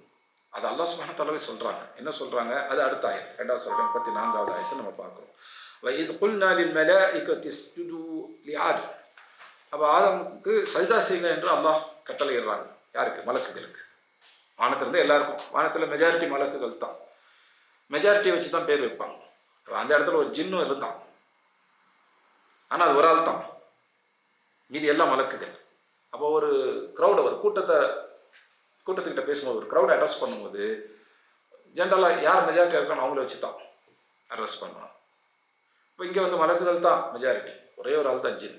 அப்போ எல்லாம் ஜென்ரலாக மலக்குகளுக்கு கட்டளையிடுறாங்க. அதான் மேலே இருக்கிறவங்களுக்கு என்ன செய்ய சொல்கிறாங்க? சஜ்தா செய்ய சொல்லி கட்டளையிடுறாங்க. யாருக்கு? ஆதம் அலைஹிஸ்ஸலாமுக்கு. ஃபஸஜது இல்லா இப்லீஸ், அவங்க எல்லாம் சஜ்தா செஞ்சாங்க, இப்லீஸை தவிர. ஏன் இப்லீஸ் சஜ்தா செய்யல? அது அல்லாஹ் சொல்றாங்க. அதுக்கு முன்னாடி ஒரு கேள்வி, அப்போ மனிதருக்கு சஜ்தா செய்யலாமா? ஒரு மலக்குகள் ஆதம் அலைஹிஸ்ஸலாம் சஜ்தா செஞ்சிருக்கிறாங்க, அப்போ மனிதனுக்கு சஜ்தா செய்யலாமா? ஏன்னா இப்லீஸ் செய்யல, அப்போ மலக்குகளும் ஜின்களும் மனிதருக்கு சஜ்தா செய்யறாங்க, அப்போ மனிதருக்கு சஜ்தா செய்யறது கூடுமா? ஒரு மனிதர் இன்னொரு மனிதர், இங்கே மனிதர் இல்லை, மலக்குகளும் ஜின்களும் தான் பண்ணாங்க. அப்போ மனிதருக்கு மலக்குகள் சஜ்தா செய்யலாமா? மனிதருக்கு ஜின்கள் சஜ்தா செய்யலாமா? ஏன்னா இதில் வந்து ஒரு மனிதர் இன்னொரு மனிதருக்கு சஜா செய்யறதுக்கு ஆதாரம் இல்லை. மலக்குகள் தான் மனிதருக்கு சஜா செஞ்சாங்க. ஜின்னு அல்லாஹ் சஜா செய்ய சொன்னால் ஜின்னு செய்யலை. ஆனால் ஜின்னுக்கு அந்த கட்டளை இருந்துச்சு. அப்போது மலக்குகளும் ஜின்களும் மனிதனுக்கு சஜா செய்யலாம். மனிதனுக்கு மனிதன் சஜா செய்யறதுக்கு ஆதாரம் இருக்கா? குர்ஆன்ல சூரத் யூசுஃப்ல இருக்கு. யூசுப் அலைஹிஸ்ஸலாம் கனவே அதுதான் இல்லையா? அந்த கனவு நேரடியாக நடக்கும்போது யூசுப் அலைஹிஸ்ஸலாம் யாரெல்லாம் சஜா செஞ்சாங்க? அவங்க தந்தை நபியான யாக்கூப் அலைஹிஸ்ஸலாம் சஜா செய்கிறாங்க. அவங்க சகோதரர்கள் எல்லாம் சஜா செய்கிறாங்க. அப்போ இது வந்து மனிதனுக்கு மனிதர் சஜா செய்யறதுக்கான ஆதாரம் இல்லையா? அப்போ குர்ஆன் என்ன ஆதாரம் கொடுத்தாச்சு? மனுஷனுக்கு மனுஷன் சஜா செய்யணும் அப்படியா? நபி ஸல்லல்லாஹு அலைஹி வஸல்லம் தடை செய்கிறாங்க. ஜாமி திர்மிதில ஹதீஸ் வருது. ஒரு மனிதர் இன்னொரு மனிதருக்கு சஜா செய்யறதா இருந்தால் மனைவியை தன்னுடைய கணவனுக்கு நான் சஜா செய்ய சொல்லியிருப்பேன். ஆனால் என்னுடைய உம்மத்தில் ஒரு மனிதர் இன்னொரு மனிதருக்கு சஜா செய்வது தடை செய்யப்பட்டு விட்டது. அப்படின்னா என்ன அர்த்தம்? அவங்க உம்மத்தில் தான் தடை செய்யப்பட்டது. முன்னாடியெல்லாம் அனுமதி இருந்துச்சு. அதுதான் யூசுப் அலைஹிஸ்ஸலாம் விஷயத்தில் நம்ம பார்க்குறோம். அப்போ அதுக்கு முன்னாடி வரைக்கும் அனுமதி இருந்துச்சு. இப்போ ஒரு கேள்வி, அப்போ சஜிதானா வணக்கம் தானே? அப்போ மனுஷனை மனுஷன் வணங்கலாமா?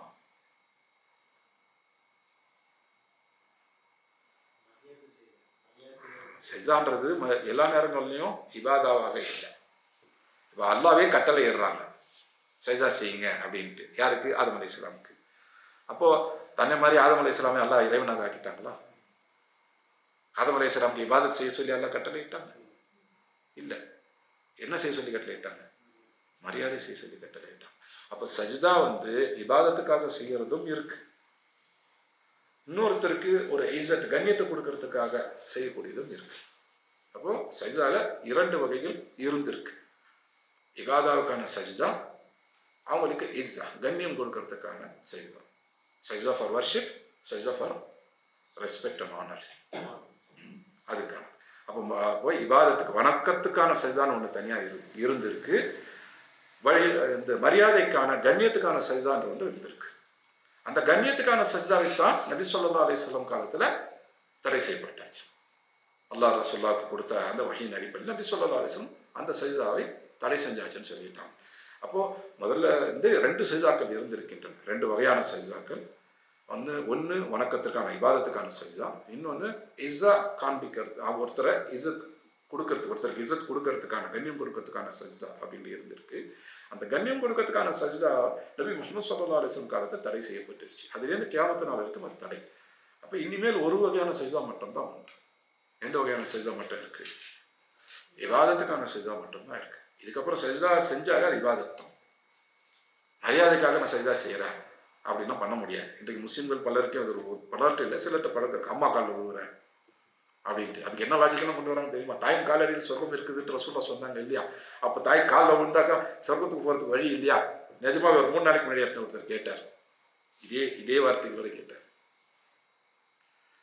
தாயாக இருந்தாலும் அவன் மனிதர், இன்னொரு மனிதருடைய காலில் விழுறதுக்கு அனுமதி இல்லை. நபி முஹம்மது ஸல்லல்லாஹு அலைஹி வஸல்லம் அதை தடை செஞ்சுட்டாங்க.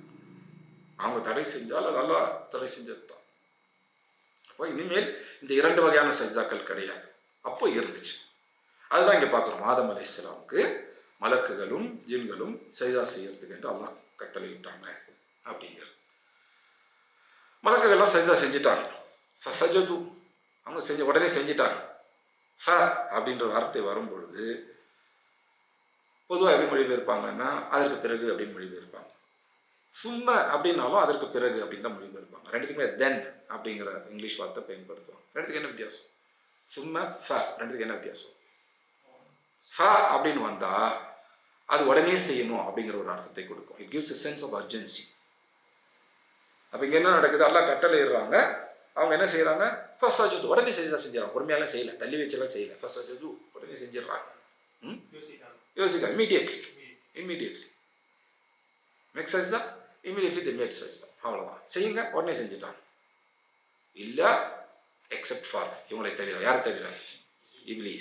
இப்லீஸை தவிர. ஏன் இப்லீஸ் சஜ்தா செய்யலை? அல்லாஹ் சொல்கிறாங்க, அபா வஸ்தக்பர். அவன் என்ன வஸ்தக்பர், கிபர் இருந்துச்சு அவனுக்கு. தன்னை கபீர் அப்படின்னு நினச்சிக்கிறான், பெரியவன் நினச்சிக்கிட்டான். கிபர் இருக்கு. அதான் இஸ்திக்பார் அப்படின்னா பெரிய பெருமையை நாடுறது. இஸ்த அப்படின்னு வந்தாலே ஏதோ ஒன்று தேடுறது, சீக்கிங் சம்திங். அப்போ அபா வஸ்தக்பர், அவன் தன்னை பெரியவனா ஆக்கிக்க பார்த்தான், தன்னை பெரியவன் என்று அவன் பெருமை அடிச்சுக்க பார்த்தான், கர்வம் கொண்டான். அபா வஸ்தக்பர். அப்போ அந்த கர்வத்தை எதில் காண்பிக்கிறான்? அல்லாஹ்வுடைய கட்டளையில் காண்பிச்சிட்டான். கான மினல் காஃபிரீன். அதனுடைய விளைவு என்ன? அவன் காஃபிர்களில் ஒருவனாக ஆகிவிட்டான். அல்லாஹ்வை, இஸ்லாமை நிராகரித்தவர்கள் ஒருவனாக, காஃபிராக அவன் ஆகிட்டான். காஃபிர்கள் ஒருத்தன் ஆகிட்டான். அப்போ அவன் மட்டும் இல்லை, இன்னும் வேற வேற காஃபிர்கள் இருக்கிறாங்க. அப்போ மினல் காஃபிரீன், அவன் காஃபிர்கள் ஒருத்தன் ஆகிட்டான். அப்போ அல்லாஹ் சுப்ஹானஹு வ தஆலா ஒரு கட்டளை கொடுக்குறாங்க, அந்த கட்டளையை நம்ம செய்யல அப்படின்னா நம்மளும் காஃபிர் ஆகிடுவோமா? இப்லீஸ் ஒரு கட்டளைக்கு தானே கீழ்ப்படியில, நம்ம நிறைய கட்டளை கீழ்ப்படியில இல்லை. அப்போ இப்லீஸோட மோசமான காஃபிர் நம்ம அப்படின்னு சொல்ல முடியுமா? என்ன காரணத்தினால கீழ்ப்படியில அப்படிங்கிறத பொறுத்து இருக்கு. நம்ம எல்லாருக்கும் தெரியும், ஆதம் அலைஹிஸ்ஸலாமுக்கு அல்லாஹ் கட்டளை இட்டாங்க. என்ன கட்டளை இட்டாங்க? சொர்க்கத்தில் இந்த ஒரு குறிப்பிட்ட மரத்துக்கு மட்டும் போகாதீங்க, எந்த மரத்துக்கு வேணா போகலாம், எந்த பழத்தை வேணா சொல்லலாம், ஒரே ஒரு மரம், அந்த ஒரு மரத்துக்கு கிட்ட மட்டும் போகாதீங்க அப்படின்னு. ஆனால் ஆதம் அலைஹிஸ்ஸலாம் என்ன செஞ்சாங்க? ஹவ்வா அலைஹிஸ்ஸலாம் வந்து ஆதம் அலைஹிஸ்ஸலாம் கிட்ட சொன்னாங்க. ஆதம் அலைஹிஸ்ஸலாம் அந்த அடிப்படையில் பழத்தை எடுத்தாங்க, 2 பேரும் சாப்பிட்டாங்க. அப்போ ஆதம் அலைஹிஸ்ஸலாம் அல்லாஹ்வுடைய கட்டளைக்கு மாறு செஞ்சாங்க தானே. ஆனால் ஆதம் அலைஹிஸ்ஸலாமை காஃபிர் என்று அல்லாஹ் சொல்லலையே. ஏன் இப்லீஸை மட்டும் காஃபிர்னு சொன்னாங்க? இப்லீஸும் ஒரு கட்டளைக்கு மாறு செஞ்சான், ஆதம் அலைஹிஸ்ஸலாமும் ஒரு கட்டளைக்கு மாறு செஞ்சாங்க. ஆனால் அல்லாஹ் வந்து ஆதமை மன்னிச்சாங்க, இப்லீஸை மன்னிக்கல, மாறாக காஃபிர் என்று அறிவிச்சாங்க, அவனை வந்து வெளியேற்றிட்டாங்க. ஏன்? ஆதம் அலைஹிஸ்ஸலாம் தவறு செய்தது ஆசை, அறியாமையில் இல்லை. ஏன்னா அவங்களுக்கு தெரியும் அல்லாஹ்வுடைய கட்டளை இருக்குது, அந்த மரத்துக்கிட்ட போகாதீங்க, அந்த பழத்தை சாப்பிடாதீங்க. ஸோ அந்த இல்ம் இருக்குது அவங்கள்ட்ட. இல்ம் இருந்தாலும் மனிதனுடைய பலகீனம் ஒன்று இருக்குது. அது என்ன? அந்த ஆசை. அவங்க ஹவா அடிப்படையில் தவறு செஞ்சாங்க, அவங்களோட டிசையர் அடிப்படையில் தவறு செஞ்சாங்க, கிபிர் அடிப்படையில் தவறு செய்யல, அரகன்ஸ் அடிப்படையில் தவறு செய்யல, தற்பெருமை அடிப்படையில் செய்யல. இப்லீஸ் செஞ்ச தவறுக்கும் ஆதம் செஞ்ச தவறுக்கும் உள்ள வித்தியாசம் அதுதான். ஆதம் அலைஹிஸ்ஸலாத்து வஸ்ஸலாம் அவங்க செஞ்ச தவறு, கல்வியெல்லாம் இருந்துச்சு, இல்மு இருந்துச்சு, அல்லாஹ்வுடைய கட்டளை அவங்களுக்கு தெரிஞ்சு. ஆனால் மனிதனுடைய அந்த இயல்பு, பலகீனமானவன் தான் மனிதன். ஆசை மிகச்சிருச்சு. அந்த கல்வி இருந்தும் கூட ஆசை மிகச்சு அவங்க அல்லாஹ்வுடைய கட்டளையை மீறிட்டாங்க. ஆனால் இப்லீஸ் ஆசையெல்லாம் மிகைக்கல, பெருமை இருந்துச்சு. ஆதம் அலைஹிஸ்ஸலாம் ஆக்சுவலாக ஒரு செயலை செஞ்சாங்க, இப்லீஸ் வந்து செயலை செய்யலை. இப்லீஸ் வந்து ஒரு பேசிவான ஒரு ரியாக்ஷன் தான் கொடுத்த, ஆக்டிவ் ரியாக்ஷன் கூட கொடுக்கல. ஆதம் அலைஹிஸ்ஸலாம் செயலை செஞ்சுட்டாங்க, ஆக்டிவாக செஞ்சாங்க. ஆனால் அல்லாஹ் அதை மன்னிச்சிட்டாங்க. இப்லீஸ் வந்து மாறு செய்யலை, செஞ்ச சொன்ன கட்டளைக்கு கீழ்ப்படியில், அவ்வளோதான், அவன் செய்யலை, அவ்வளோதான்.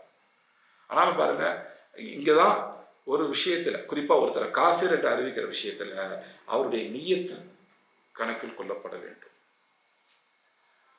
2 பேருமே அல்லாஹ்வுடைய கட்டளைக்கு மாறு செஞ்சவங்க தான். இப்லீஸும் அல்லாஹ்வுடைய கட்டளைக்கு மாறு செஞ்சவங்க தான். ஆதம் அலைஹிஸ்ஸலாத்து வஸ்ஸலாம் அவங்களும் அல்லாஹ்வுடைய கட்டளைக்கு மாறு செஞ்சவங்க தான். அப்போ என்ன நியத்தில் அவங்க அதை செஞ்சாங்க? ஆதம் அலைஹிஸ்ஸலாம் அல்லாஹ்வுக்கு மாறு செய்யணுன்ற நியத்தில் செய்யல, ஆசை மிகச்சிருச்சு. அந்த பலகீனம் காரணமாக அவங்க தவறு செஞ்சாங்க. இப்லீஸ்க்கு அப்படி கிடையாது, அவன் தற்பெருமை கொண்டான், கர்வம் கொண்டான், அந்த அரகன்ஸ் இருந்துச்சு. அப்போ அதன் காரணமாக அவன் செஞ்சான். அப்போ என்ன நோக்கத்தில் செஞ்சாங்க அப்படிங்கிறதன் அடிப்படையில் அவங்களுக்கான தீர்ப்புகள் மாறுபடுது. அப்போ குறிப்பாக காஃபிர் என்று தீர்ப்பு கொடுக்குறோம் அப்படின்னா ரொம்ப அதிகமாக கவனமாக இருக்கும். அதில் என்ன நோக்கத்துக்காக செஞ்சாங்க அப்படிங்கிறத அல்லாஹ் பார்க்குறாங்க. ஏன்னா இப்லீஸை காஃபிர் என்று அல்லாஹ் சொன்னதுக்கு நோக்கத்தை சொல்லி தான் சொல்கிறான். கான மினல் காஃபிரீன் அப்படின்னு சும்மா நிறுத்திடல. அபா வஸ்தக்பர, அவனுடைய தப்பு என்னன்றது அல்லாஹ் சொல்லிட்டு தான் கான மினல் காஃபிரீன் அப்படின்னு சொல்கிறான். அப்போ அவனை காஃபிர்னு அறிவிக்கிறது தான், அந்த காஃபிர்னு அறிவிக்கிறதுக்குரிய அளவுக்குள்ள பெரிய பாவம் என்ன? இஸ்திக்பார், அந்த கிபர். அதுதான் நபி ஸல்லல்லாஹு அலைஹி வஸல்லம் வந்து நமக்கு, நபி முஹம்மது ஸல்லல்லாஹு அலைஹி வஸல்லம் கிபர்னா என்ன அப்படின்னு சொல்லும் போது என்ன விளக்கம் கொடுத்தாங்க? பத்ருல் ஹக் வகம்துன் நாஸ், சத்தியத்தை மறுக்கிறது, மனிதர்களை தாழ்வான் நினைக்கிறது, இதுதான் கிபர் அப்படின்னு நபி ஸல்லல்லாஹு அலைஹி வஸல்லம் விளக்கம் கொடுத்திருக்கிறார். Rejecting the truth and looking lolly upon the people. இதை தான் எக்ஸாக்டாக இப்லீஸ் செஞ்சான் இல்லையா? சத்தியம் அங்கே உண்மைன்றது என்ன? ஆதம் அலைஹிஸ்ஸலாம் உயர்ந்தவங்க, அதான் உண்மை. மலக்குகளை விட, ஜின்களை விட அந்த மனிதர் ஆதம் அலைஹிஸ்ஸலாம் உயர்ந்தவங்க, அதுதான் உண்மை. அந்த உண்மையை அவன் மறுத்தான். மறுத்துட்டு என்ன செஞ்சான்? மனிதனை தன்னை விட தாழ்வாக நினைத்தான். அதை நம்ம மற்ற இடங்களில் பார்க்குறோம். 7வது சூரா பேர் என்ன?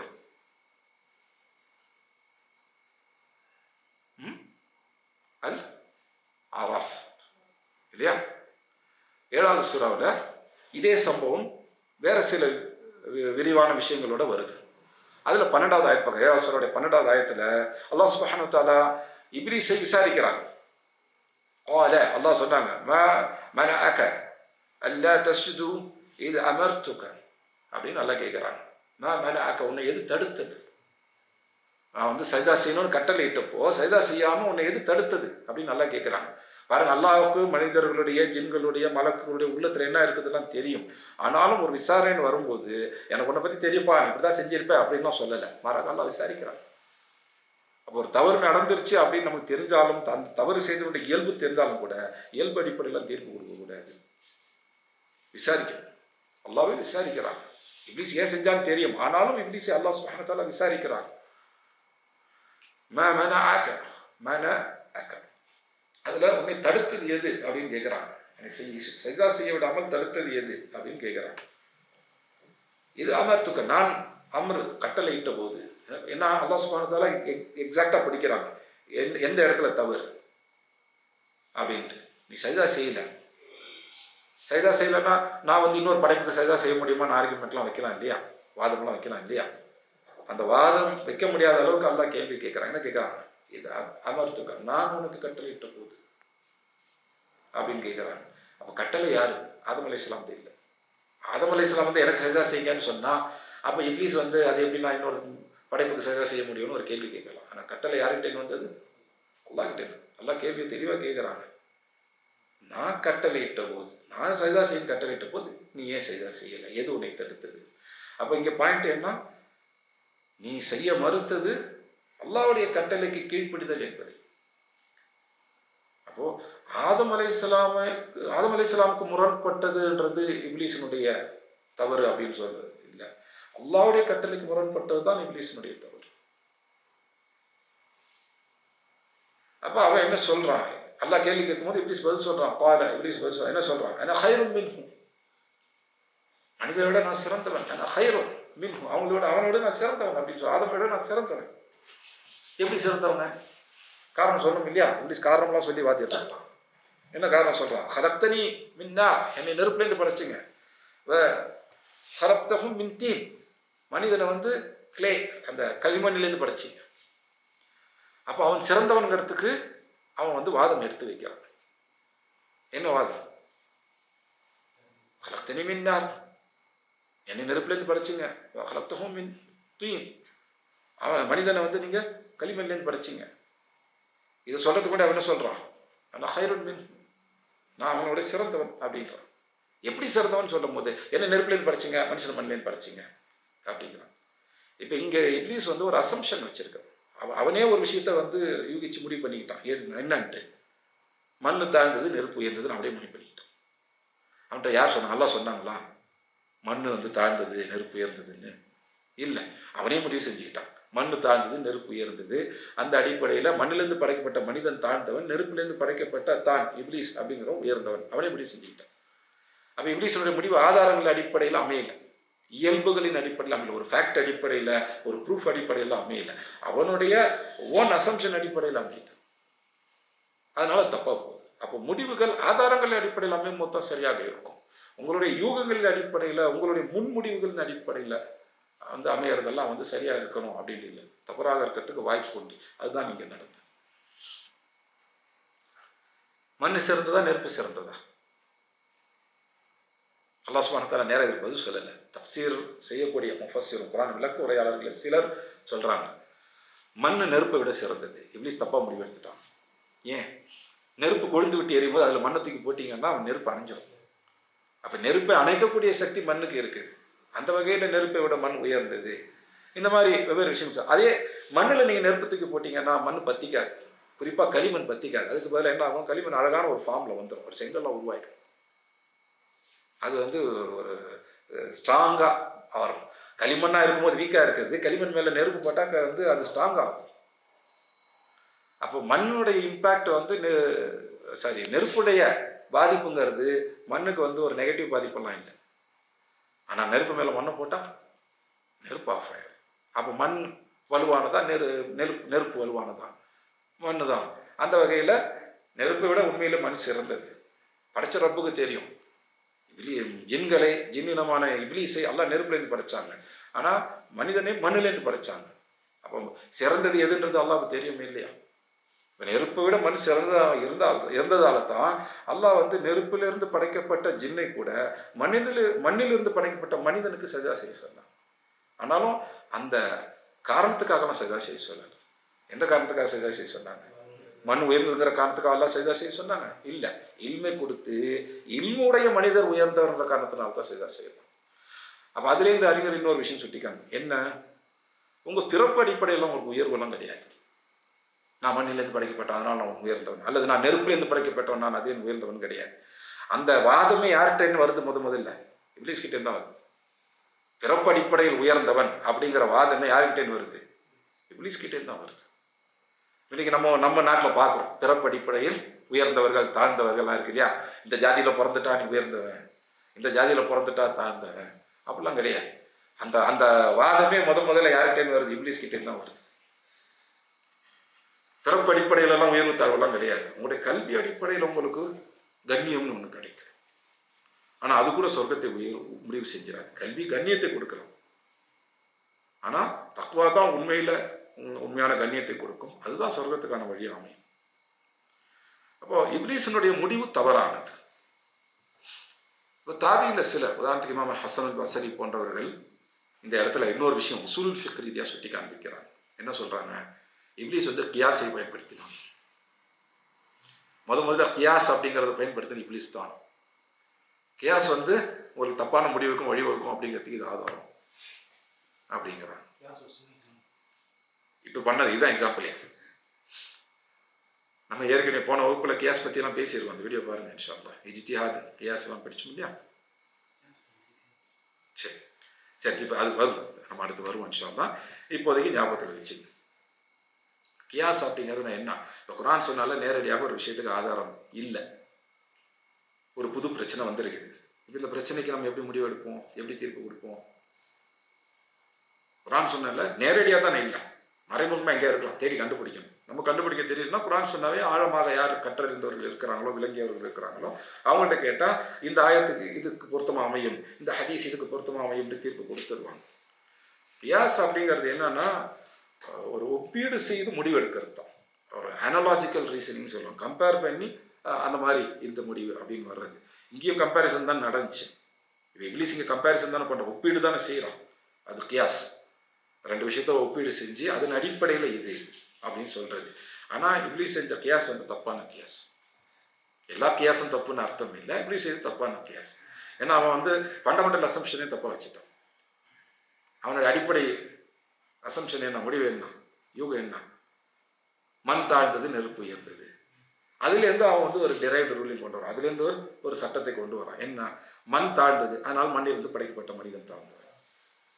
நெருப்பு உயர்ந்தது, அதனால் நெருப்பிலிருந்து படைக்கப்பட்ட ஜின் உயர்ந்தது, ஜின்னாக இப்லீஸ் உயர்ந்தவன் என்று அவன் ஒரு முடிவுக்கு வர்றான். இதுதான் கியாஸ். ஒரு விஷயத்திலேருந்து அதனுடைய இயல்பை வச்சு முடிவுக்கு வர்றது. ஸோ ரெண்டு விஷயங்களை கம்பேர் பண்ணி ஒரு முடிவுக்கு வர்றது. அப்போ இது வந்து கம்பேரிசன், அதுக்கு பிறகு டெரிவேஷன், ஒப்பீடு செய்து அதற்கு பிறகு அதுலேருந்து ஒரு முடிவை கொண்டு வர்றது.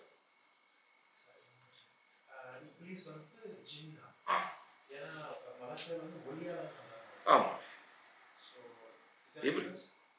அது வந்து லைட், இது ஃபயர், நெருப்பு. இப்லீஸ் ஜின்கள் நெருப்புலேருந்து படைக்கும். குர்ஆன்ல வேறு இடத்துல வருது, இப்லீஸ் வந்து ஜின்னில் உள்ளவன்ட்டு. ஜின்கள் நெருப்புலேருந்து படைக்கப்பட்டாங்கன்னு குர்ஆன்ல வருது. ஹதீஸ்கள்லையுமே விரிவாக இருக்குது. ஸோ மனிதனே அல்லாஹ் மண்ணிலேருந்து படைச்சாங்க, அதுக்கு முன்னாடியே ஜின்களை நெருப்புலேருந்து படைச்சாங்க, அதுக்கு முன்னாடி மலக்குகளை லைட், ஒளியிலிருந்து, வெளிச்சத்திலேருந்து படைச்சாங்க. சரியா? அப்போ மலக்குகளுக்கு என்ன கொடுத்தாங்கன்னு நம்ம பார்த்தோம். இது மூணு பேருக்குமே பொதுவான விஷயம் என்ன? அக்ல், அந்த இன்டெலிஜென்ஸ், அறிவு, பகுத்தறிவு. மலக்குகளுக்கும் அது இருக்கு, ஜின்களுக்கும் இருக்கு, மனிதர்களுக்கும் இருக்கு. ஆனால் மலக்குகள்கிட்ட இல்லாத ஜின்கள்கிட்ட மனிதர்கள்ட்ட உள்ள விஷயம் எது? ஹியாரா, அந்த சாய்ஸ், தேர்ந்தெடுக்கக்கூடியது. ஜின்னும் மனிதனும் நன்மையோ அல்லது தீமையோ தேர்ந்தெடுத்துக்கலாம். அதன் அடிப்படையில் நல்ல செய்யலாம் அல்லது கெட்ட செய்யலாம். இஸ்லாமை தேர்ந்தெடுத்துக்கலாம் அல்லது குஃப்ரை தேர்ந்தெடுத்துக்கலாம். அதன் அடிப்படையில் நரகத்துக்கு போகிற வழியை தேர்ந்தெடுத்துக்கலாம், அல்லது சொர்க்கத்துக்கு போகிற வழியை தேர்ந்தெடுத்துக்கலாம். ஆனால் மலக்குகளுக்கு அந்த சாய்ஸ் கிடையாது. மலக்குகள் கீழ்ப்படியை மட்டும்தான் செய்ய முடியும், மாறி செய்யவே முடியாது. ஆனால் ஜின்கள் ரெண்டுத்தையும் செய்ய முடியும். அப்போ மாறு செய்யறதுக்கு யாருக்கு அனுமதி இருக்குதோ அவங்க மாறு செய்வாங்க தானே அப்படிங்கிறது தான் மலக்குடைய கேள்வி. மனுஷனை படைக்க போகிறோம் நல்லா சொன்ன உடனே மாறு செய்யறதுக்கு அவனுக்கு அனுமதி இருக்குன்னா மாறு செய்வான் தானே, பாவம் செய்யறதுக்கு அனுமதி இருந்தால் பாவம் செய்வான் தானே, அப்போ அவன் குழப்பம் செய்யறதுக்கு அனுமதி இருந்துச்சுன்னா அவன் குழப்பம் செய்வான் தானே, சண்டை போட்டுக்குவான் தானே, வெட்டிக்குவான் தானே, ரத்தம் வரும் தானே. இதுதான் மலக்குடைய கேள்வி. அந்த இயல்பை புரிஞ்சதுனால தான் அவங்க அந்த கேள்வி கேட்குறாங்க. அவனுக்கு பாவம் செய்யறதுக்கு அனுமதி இருக்கு, அநியாயம் செய்யறதுக்கு அனுமதி இருக்கு, அந்த சாய்ஸ் எல்லாம் கொடுத்துருக்குறாங்க. அப்படின்னா அவன் செய்வான். அப்படி அதை செய்யக்கூடியவங்க தாழ்வானவங்க தானே. நம்ம அந்த மாதிரி எந்த பாவமும் செய்யறது இல்லை தானே அப்படின்னு மலக்குகள் நினைக்கிறாங்க. செய்யக்கூடியவங்க தாழ்வானவங்க தானே அப்படின்னு பார்க்குறாங்க. ஏன்னா ஜின் உயர்ந்தவங்க, ஜின் இன்னும் உயர்ந்ததா மலக்குகள் உயர்ந்தவர்களான்னு கேட்டால் ஆட்டோமேட்டிக்காக மலக்குகள் உயர்ந்தவர்கள், அது தெரியும். அப்போது ஜின் மாதிரியே தான் மனுஷனுன்றப்போ ஜின்னை விட மலக்குகள் உயர்ந்தவங்கன்னா மனுஷனை விடவும் மலக்குகள் உயர்ந்தவங்க தானே அப்படிங்கிற கேள்வி ஆட்டோமேட்டிக்காக இயல்பாகவே அவங்களுக்கு வருது மலக்குகளுக்கு. அதுதான் கேள்வி கேட்டாங்க. ஆனால் ஜின்னை விட மனிதர்கள் உயர்ந்தவர்கள், சில நேரங்களில் மலக்குகளை விடவும் உயர்ந்தவர்கள் அப்படிங்கிறது அல்லாஹ் சுப்ஹானஹு வ தஆலா ஒரு பிராக்டிக்கல் டெமான்ஸ்ட்ரேஷன், ஒரு செயல் விளக்கமாக கொடுத்துட்டாங்க. அப்போது மலக்குகளை விட மனிதர்கள் உயர்ந்தவர்களாக எப்போ ஆவாங்க? அந்த இல்மை பெற்றுக்கொள்ளும், அல்லாஹ் கற்றுக் கொடுக்கக்கூடிய அந்த இல்ம், அதை பெற்றுக்கொள்ளும் பொழுது மலக்குகளை விட உயர்ந்தவர்களாக மனிதர்கள் ஆக முடியும். அப்போ நம்ம இல்மை தேடுறதுக்கு ஏதாவது ஒரு காரணம் வேணும் அப்படின்னா இதுவே ஒரு முக்கியமான பெரிய காரணம் தான். இல்மு நம்மளை என்னவாக ஆக்கும்? அல்லாஹ் கொடுக்கக்கூடிய இல்மை நம்ம எடுத்துக்கிட்டோம்னா நம்ம என்னவாக ஆகும்?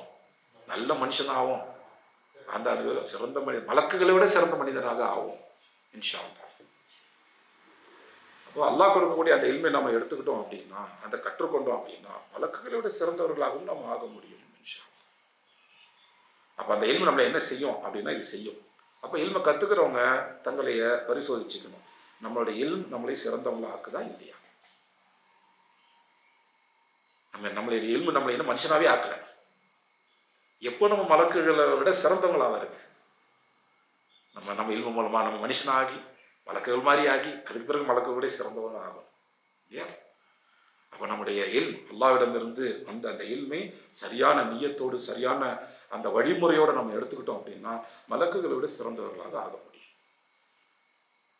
இந்த மொழி என்னுடைய மொழியில் அபூ ஹுரைரா ரலியல்லாஹு அன்ஹு சொன்னது இது. மனிதர் மலக்குகளை விட சிறந்தவர்களாக ஆக முடியும் அப்படின்ட்டு. மனிதன்கிட்ட அந்த ரெண்டு இயல்புமே இருக்குது. ஒன்று மிருகம் மாதிரியே ஆக முடியும், அல்லது மலக்குகள் மாதிரியோ அல்லது அதை விட சிறந்ததாகவோ ஆக முடியும். இந்த இரண்டு இயல்புகளுமே மனிதன்கிட்ட இருக்குது. இப்போ மலக்குகள் அல்லாஹ் சுப்ஹானஹு வ தஆலாட்ட கேட்ட கேள்வி என்ன? அவங்க ஃபசாது செய்வாங்க, ரத்தத்தை ஓட்டுவாங்க, இது மனிதனுடைய ஒரு கீழான தன்மை. அல்லாஹ் சுப்ஹானஹு வ தஆலா நடைமுறைப்படுத்தி காமிச்சது என்ன? அவங்க இல்மை பெற்றுக்கொண்டால் மலக்குகளோட உயர்ந்தவர்கள் ஆவாங்க அப்படிங்கிறது. அப்போ இந்த ரெண்டுத்துக்குமான பொட்டன்ஷியலுமே மனிதர்கள்ட்ட இருக்கு. மலக்குகள் என்ன நடக்கும்னு பயந்தாங்களோ, மனிதனுடைய குறையாக எது சொன்னாங்களோ அதை செய்யறதுக்கும் மனிதனால இயலும். அல்லது அல்லாஹ் சுப்ஹானஹு வ தஆலா ஆதம் அலைஹிஸ்ஸலாமுக்கு அந்த இல்மை கற்றுக் கொடுத்து மலக்குகள் முன்னாடி காண்பிச்சாங்களே ஒரு செயல் விளக்கம், அந்த மாதிரி மலக்குகளுடைய சிறந்தவர்களாகவும் ஆக முடியும். மனிதனால இந்த ரெண்டுமாக ஆக முடியும். ஆனால் ரெண்டு ஒரே சமயத்தில் நடக்காது. ஒன்று இதுவாக இருக்கும், இல்லை அதுவாக இருக்கும். ஒன்று மலக்குகள் சொன்ன மாதிரி ஃபசாது செஞ்சுக்கிட்டு ஒருத்தர் வெட்டி ரத்தத்தை ஓட்டிக்கிட்டு கேவலமாக இருப்போம். அல்லது அல்லாஹ் சுப்ஹானஹு வ தஆலா ஆதம் அலைஹிஸ்ஸலாமுக்கு கற்றுக் கொடுத்து ஆதம் அலைஹிஸ்ஸலாம் அதை கற்றுக்கொண்டு மலக்குகளை விட தான் சிறந்தவங்க என்று நிரூபித்து காட்டினாங்க. அந்த மாதிரி ஆகும். ரெண்டு தான் ஒன்று தான். ரெண்டுமே ஒரு மனுஷன்ட்டு இருக்காது. இப்போ நாம் என்ன ஆக போகிறோம்? மலக்குகள் எதை சொல்லி மனிதர்கள் தாழ்வானவங்க அப்படின்னு சொல்லி நினைச்சாங்களோ அதுவாக ஆக போகிறோமா? இல்லை அது அப்படி இல்லை, இந்த இல்மை பெற்றுக்கொண்டால் மனிதன் உங்களை விட மலக்குகளை விட சிறந்தவர்களாக ஆவாங்கன்னு அல்லாஹ் செஞ்சு காமிச்சாங்க, அதுவாக நம்ம ஆக போகிறோமா? இதுதான் நமக்கு முன்னாடி உள்ள கேள்வி. நம்ம எதை தேர்ந்தெடுக்க போகிறோம்? ஏன்னா நமக்கு அந்த தேர்ந்தெடுக்கக்கூடிய அந்த ஹியாரா சாய்ஸ் இருக்குது. நான் அந்த சாய்ஸ் சொல்கிறது இதுதான். நீங்கள் இதுவாக போகிறீங்களா, இதுவாக போகிறீங்களா, நரகத்துக்கு போகிறீங்களா, சொர்க்கத்துக்கு போகிறீங்களா அப்படிங்கிறது. சரி, அப்போ இப்லீஸ் காஃபிர் ஆயிட்டான் இல்லையா? வகான மினல் காஃபிரீன்.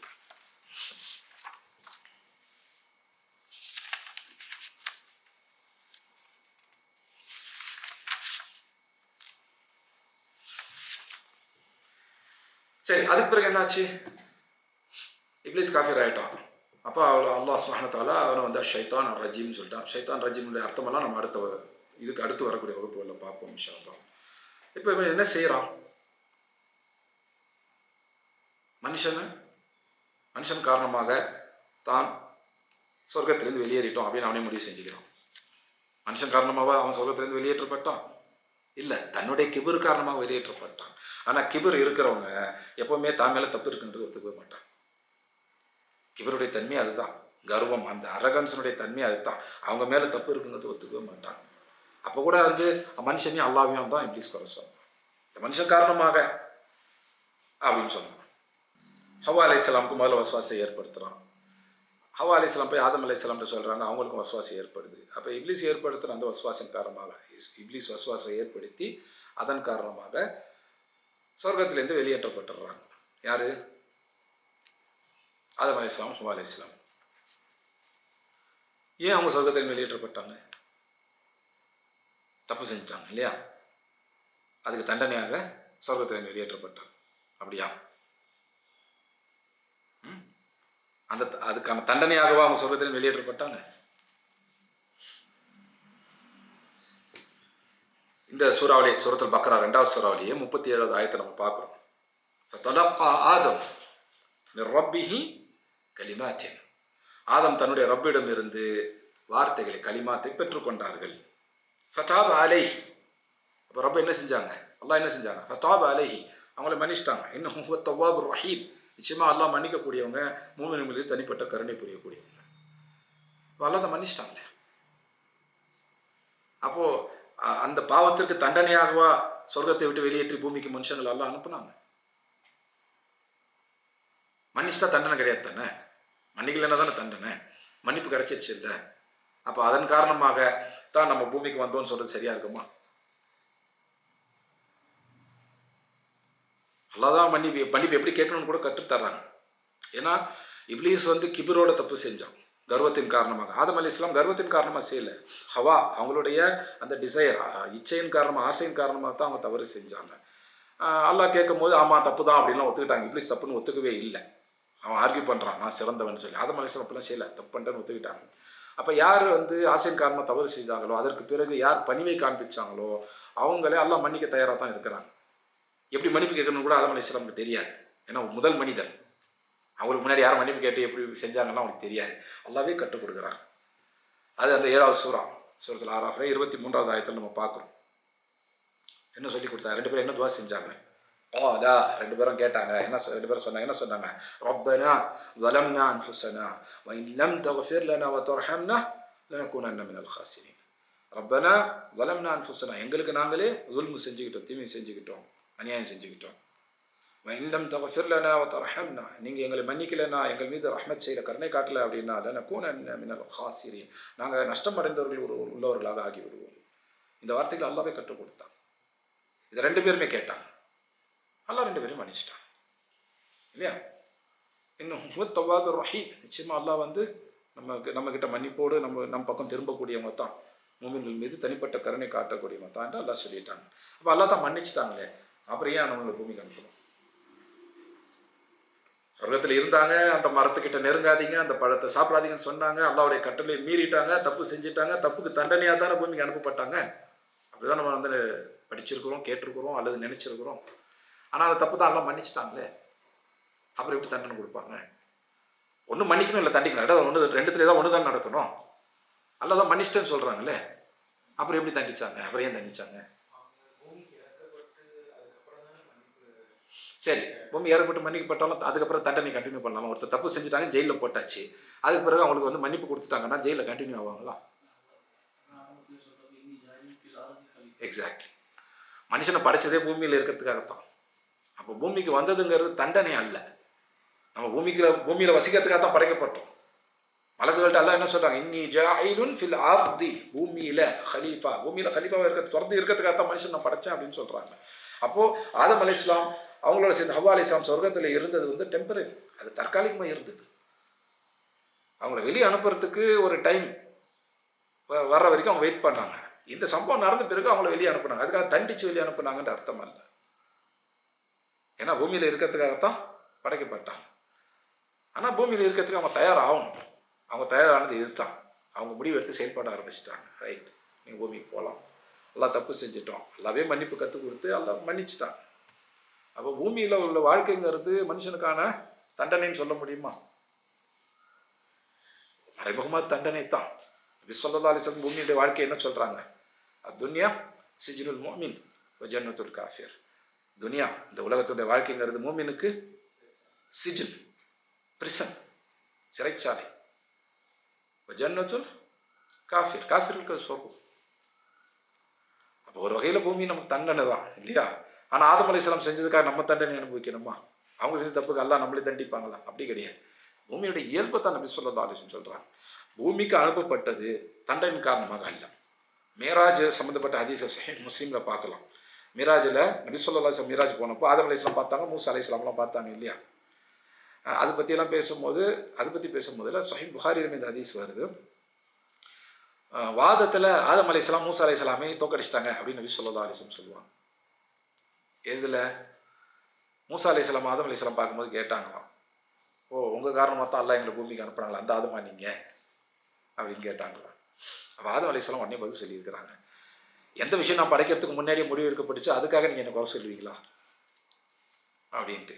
அப்போ ஆதம் அலைஹிஸ்ஸலாம் படைக்கிறதுக்கு முன்னாடி அல்லாஹ் சுப்ஹானஹு வ தஆலா முடிவு எடுத்துட்டாங்க. பூமியில் இருக்கிறதுக்காகத்தான் மனிதனை படைச்சாங்க. ஆனால் பூமியில் நிரந்தரமாக இருப்பதற்கு அல்ல, ஒரு குறிப்பிட்ட காலம் வரைக்கும் இருக்கிறதுக்கு தான்.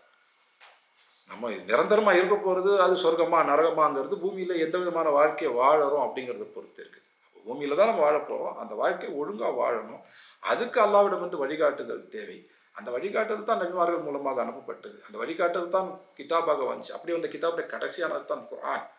அந்த குர்ஆனில் இருக்கிற வழிகாட்டுதல் நம்ம சரியான முறையில் எடுத்துக்கிட்டோம் அப்படின்னா பூமியிலுடைய வாழ்க்கை ஒழுங்கானதாக இருக்கும். அதுக்கு பிறகு சொர்க்கத்தில் நிரந்தரமாக இருக்கலாம் இன்ஷா அல்லாஹ். இப்போ ஆதம் அலைஹிஸ்ஸலாமே குறை சொல்லிட்டுங்க, இப்போ தகப்பனார் போய் குறை சொல்லலாமா?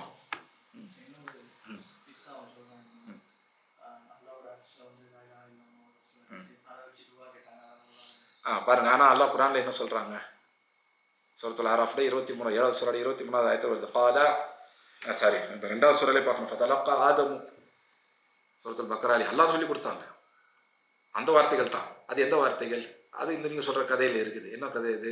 அல்லாஹ் அர்ஷில் பார்த்தா, அர்ஷில் லா இலாஹ இல்லல்லாஹ், அது முஹம்மது ரசூலுல்லாஹ் இருந்துச்சு, முஹம்மது ரசூலுல்லாஹ்வின் காரணமாக என்னை மன்னிச்சிருங்க என்று ஆதம் அலைஹிஸ்ஸலாம் கேட்டாங்க அப்படின்றாங்க. ஆனால் குர்ஆனில் என்ன இருக்குது? அல்லாஹ் வந்து ஆதம் அலைஹிஸ்ஸலாமுக்கும் ஹவ்வா அலைஹிஸ்ஸலாமுக்கும் அந்த வார்த்தைகளை கற்றுக் கொடுத்தாங்க. ஃபதலக்கா ஆதமும் கலிமாத்தின், ஆதம் தான் கற்றுக் கொடுத்தாங்க. அது ஆதம் தன்னுடைய மனைவி கற்றுக் கொடுத்தாங்க. 2 பேருமே தான் துவா கேட்டாங்க. இதில் இன்னொரு விஷயம் இருக்குது. அல்லாஹ் இந்த சூரத்துல் பக்ரா 2வது சூரா 37வது ஆயத்தில் யாருக்கு அந்த வார்த்தைகளை கற்றுக் கொடுத்தேன்னு சொல்கிறாங்க? ஃபதலக்கா ஆதம், ஆதமுக்கு தான் கற்றுக் கொடுத்தாங்க. ஆதம் ஹவ்வா 2 பேரும் கற்றுக் கொடுத்தா நல்லா சொல்லலை, ஆதமுக்கு தான் கற்றுக் கொடுத்தாங்க. மன்னிப்பு கேட்கும்போது அல்லாஹ் என்ன சொன்னாங்க? காலா, அவங்க 2 பேரும் கேட்டாங்க, ரப்பனா எங்களுடைய ரப்பே அப்படின்னு கேட்டாங்க. அப்போ ஹவ்வா அலைஹிஸ்ஸலாமுக்கு எப்படி தெரிஞ்சு? ஆதம் அலைஹிஸ்ஸலாம் சொல்லி கொடுத்தாங்க. அப்போ கணவருடைய வேலை என்ன? மனைவி கற்றுக் கொடுக்கறது இல்லையா? மனைவி கற்றுக் கொடுக்காத கணவர் வந்து சரியாக தன்னுடைய வேலையை செய்யலைன்னு அர்த்தம். ஆதம் அலைஹிஸ்ஸலாமுக்கு அல்லாஹ் கற்றுக் கொடுக்குறாங்க. ஆனால் 2 பேரும் தான் மன்னிப்பு கேட்குறாங்க. இதில் வந்து கேள்வி ஆதம் அலைஹிஸ்ஸலாம் தானே கேட்குறாங்க. இன்னும் மற்ற ஆயாத்தெல்லாம் இருக்குது, நம்ம எல்லாத்தையும் பார்க்க போகிறது இல்லை இன்னைக்கு. ஆனால் இதில் உள்ள பாயிண்ட்டுகளை கவனிங்க. ஹவ்வா அலைஹிஸ்ஸலாமுக்கு முதல்ல விசுவாசம் வந்துச்சு. ஷைத்தான் ஹவ்வா அலைஹிஸ்ஸலாமுக்கு தான் முதல்ல ஊசலாட்டத்தை ஏற்படுத்தணும். அப்போ ஹவ்வா அலைஹிஸ்ஸலாம் வந்து கணவர் ஆதம் அலைஹிஸ்ஸலாம் கிட்ட சொல்கிறாங்க, அவங்களுக்கும் விசுவாஸ் அதன் காரணமாக ஏற்படுது. யார் தப்பு செஞ்சாங்க? 2 பேரும் தான் செஞ்சாங்க. ஆதம் அலைஹிஸ்ஸலாம் பழத்தை சாப்பிட்டாங்க, ஹவ்வா அலைஹிஸ்ஸலாம் தான் பழத்தை சாப்பிட்டாங்க. அல்லாஹ் யாரை கேள்வி கேட்டாங்க? ஆதம் அலைஹிஸ்ஸலாம் மட்டும் தான் கேள்வி கேட்டாங்க. ஹவ்வா அலைஹிஸ்ஸலாம் கேள்வி கேட்டாங்க. நீங்கள் குர்ஆன் ஹதீஸ்ல இருக்குதா? மனைவி தூண்டலாம், அதன் காரணமாக கணவன் மனைவி 2 பேரும் சேர்ந்து தப்பு செய்யலாம். ஆனால் கேள்வி யாருக்கு? கணவருக்கு தான். ஏதாவது தப்பு செஞ்சுட்டா நம்ம இன்றைக்கு உள்ள ஆண்களை கேட்டால் மனைவி தாங்க தூண்டி விட்டாங்க அப்படின்னு மனைவி மேலே பழிய போடுவாங்க. அல்லாஹ் அந்த பழியை ஏற்றுக்கவே இல்லை. ஹவ்வா அலைஹிஸ்ஸலாம் தூண்டி தான் ஆதம் அலைஹிஸ்ஸலாம் தப்பு செஞ்சாங்க. ஆனால் 2 பேரும் செஞ்சாங்க. ஆதம் ஹவ்வா 2 பேரும் தான் செஞ்சாங்க. ஆனால் அல்லாஹ் யாரை கேள்வி கேட்டாங்க? ஆதம் அலைஹிஸ்ஸலாம் தான் கேட்டாங்க. ஏன்னா கணவர் பொறுப்பில் இருக்கிறவங்க தான் மனைவி. மனைவியை தவறு செய்ய விடாமல் கணவர் தான் தடுக்கணும். மனைவியோட சேர்ந்து கணவரும் தவறு செய்யக்கூடாது. மனைவி தூண்டினதை தான் நான் செஞ்சேன் அப்படின்னு சொன்னாலும் அல்லாஹ் ஆதம் அலைஹிஸ்ஸலாம் தான் கேள்வி கேட்டாங்க. ஆனால் 2 பேரும் தப்பு செஞ்சதுனால 2 பேருக்கும் தான் தண்டனை வந்துச்சு. அந்த தண்டனை என்ன? அது அல்லாஹ் குர்ஆன்ல சொல்லி காமிச்சிட்டாங்க. அவங்களுடைய மறைவிடங்கள் வெளிப்படுத்தப்பட்டன. அதுதான் தண்டனை, பூமியில் அனுப்புகிற தண்டனை. அதுக்கு அவங்க வெட்கப்பட்டாங்க, தங்களுடைய தவறை உணர்ந்துக்கிட்டாங்க, அவங்களுக்கு தண்டனை கொடுக்கப்பட்டுச்சு, வெட்கப்பட்டாங்க, வருத்தப்பட்டாங்க. அல்லாஹ் சுப்ஹானஹு வ தஆலா அவங்களுக்கு எப்படி மன்னிப்பு கேட்கணும்னு கற்றுக் கொடுத்தாங்க. அவங்க அந்த துஆவை கேட்டு மன்னிப்பு பெற்றுக்கொண்டாங்க. அப்போது பூமிக்கு அனுப்புனது தண்டனையா அப்படின்னு பார்த்தா அது தண்டனைன்னு எக்ஸாக்டாக சொல்ல முடியாது. பூமிக்கு அனுப்புறதுக்காக தான் அவங்க படைக்கப்பட்டாங்க. ஆனால் இந்த சம்பவத்துக்கு பிறகு தான் அவங்க பூமிக்கு அனுப்பப்பட்டாங்க, அதுக்கு முன்னாடி அனுப்பப்படல.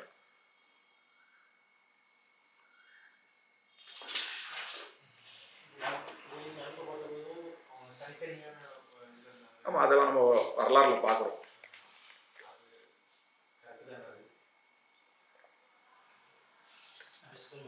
அதில் ஆதம் அலைஹிஸ்ஸலாம் வரலாறுல பார்க்குறது. இன்னைக்கு நம்ம இந்த பாயிண்ட்லேயே நிற்போம் இன்ஷா அல்லாஹ்.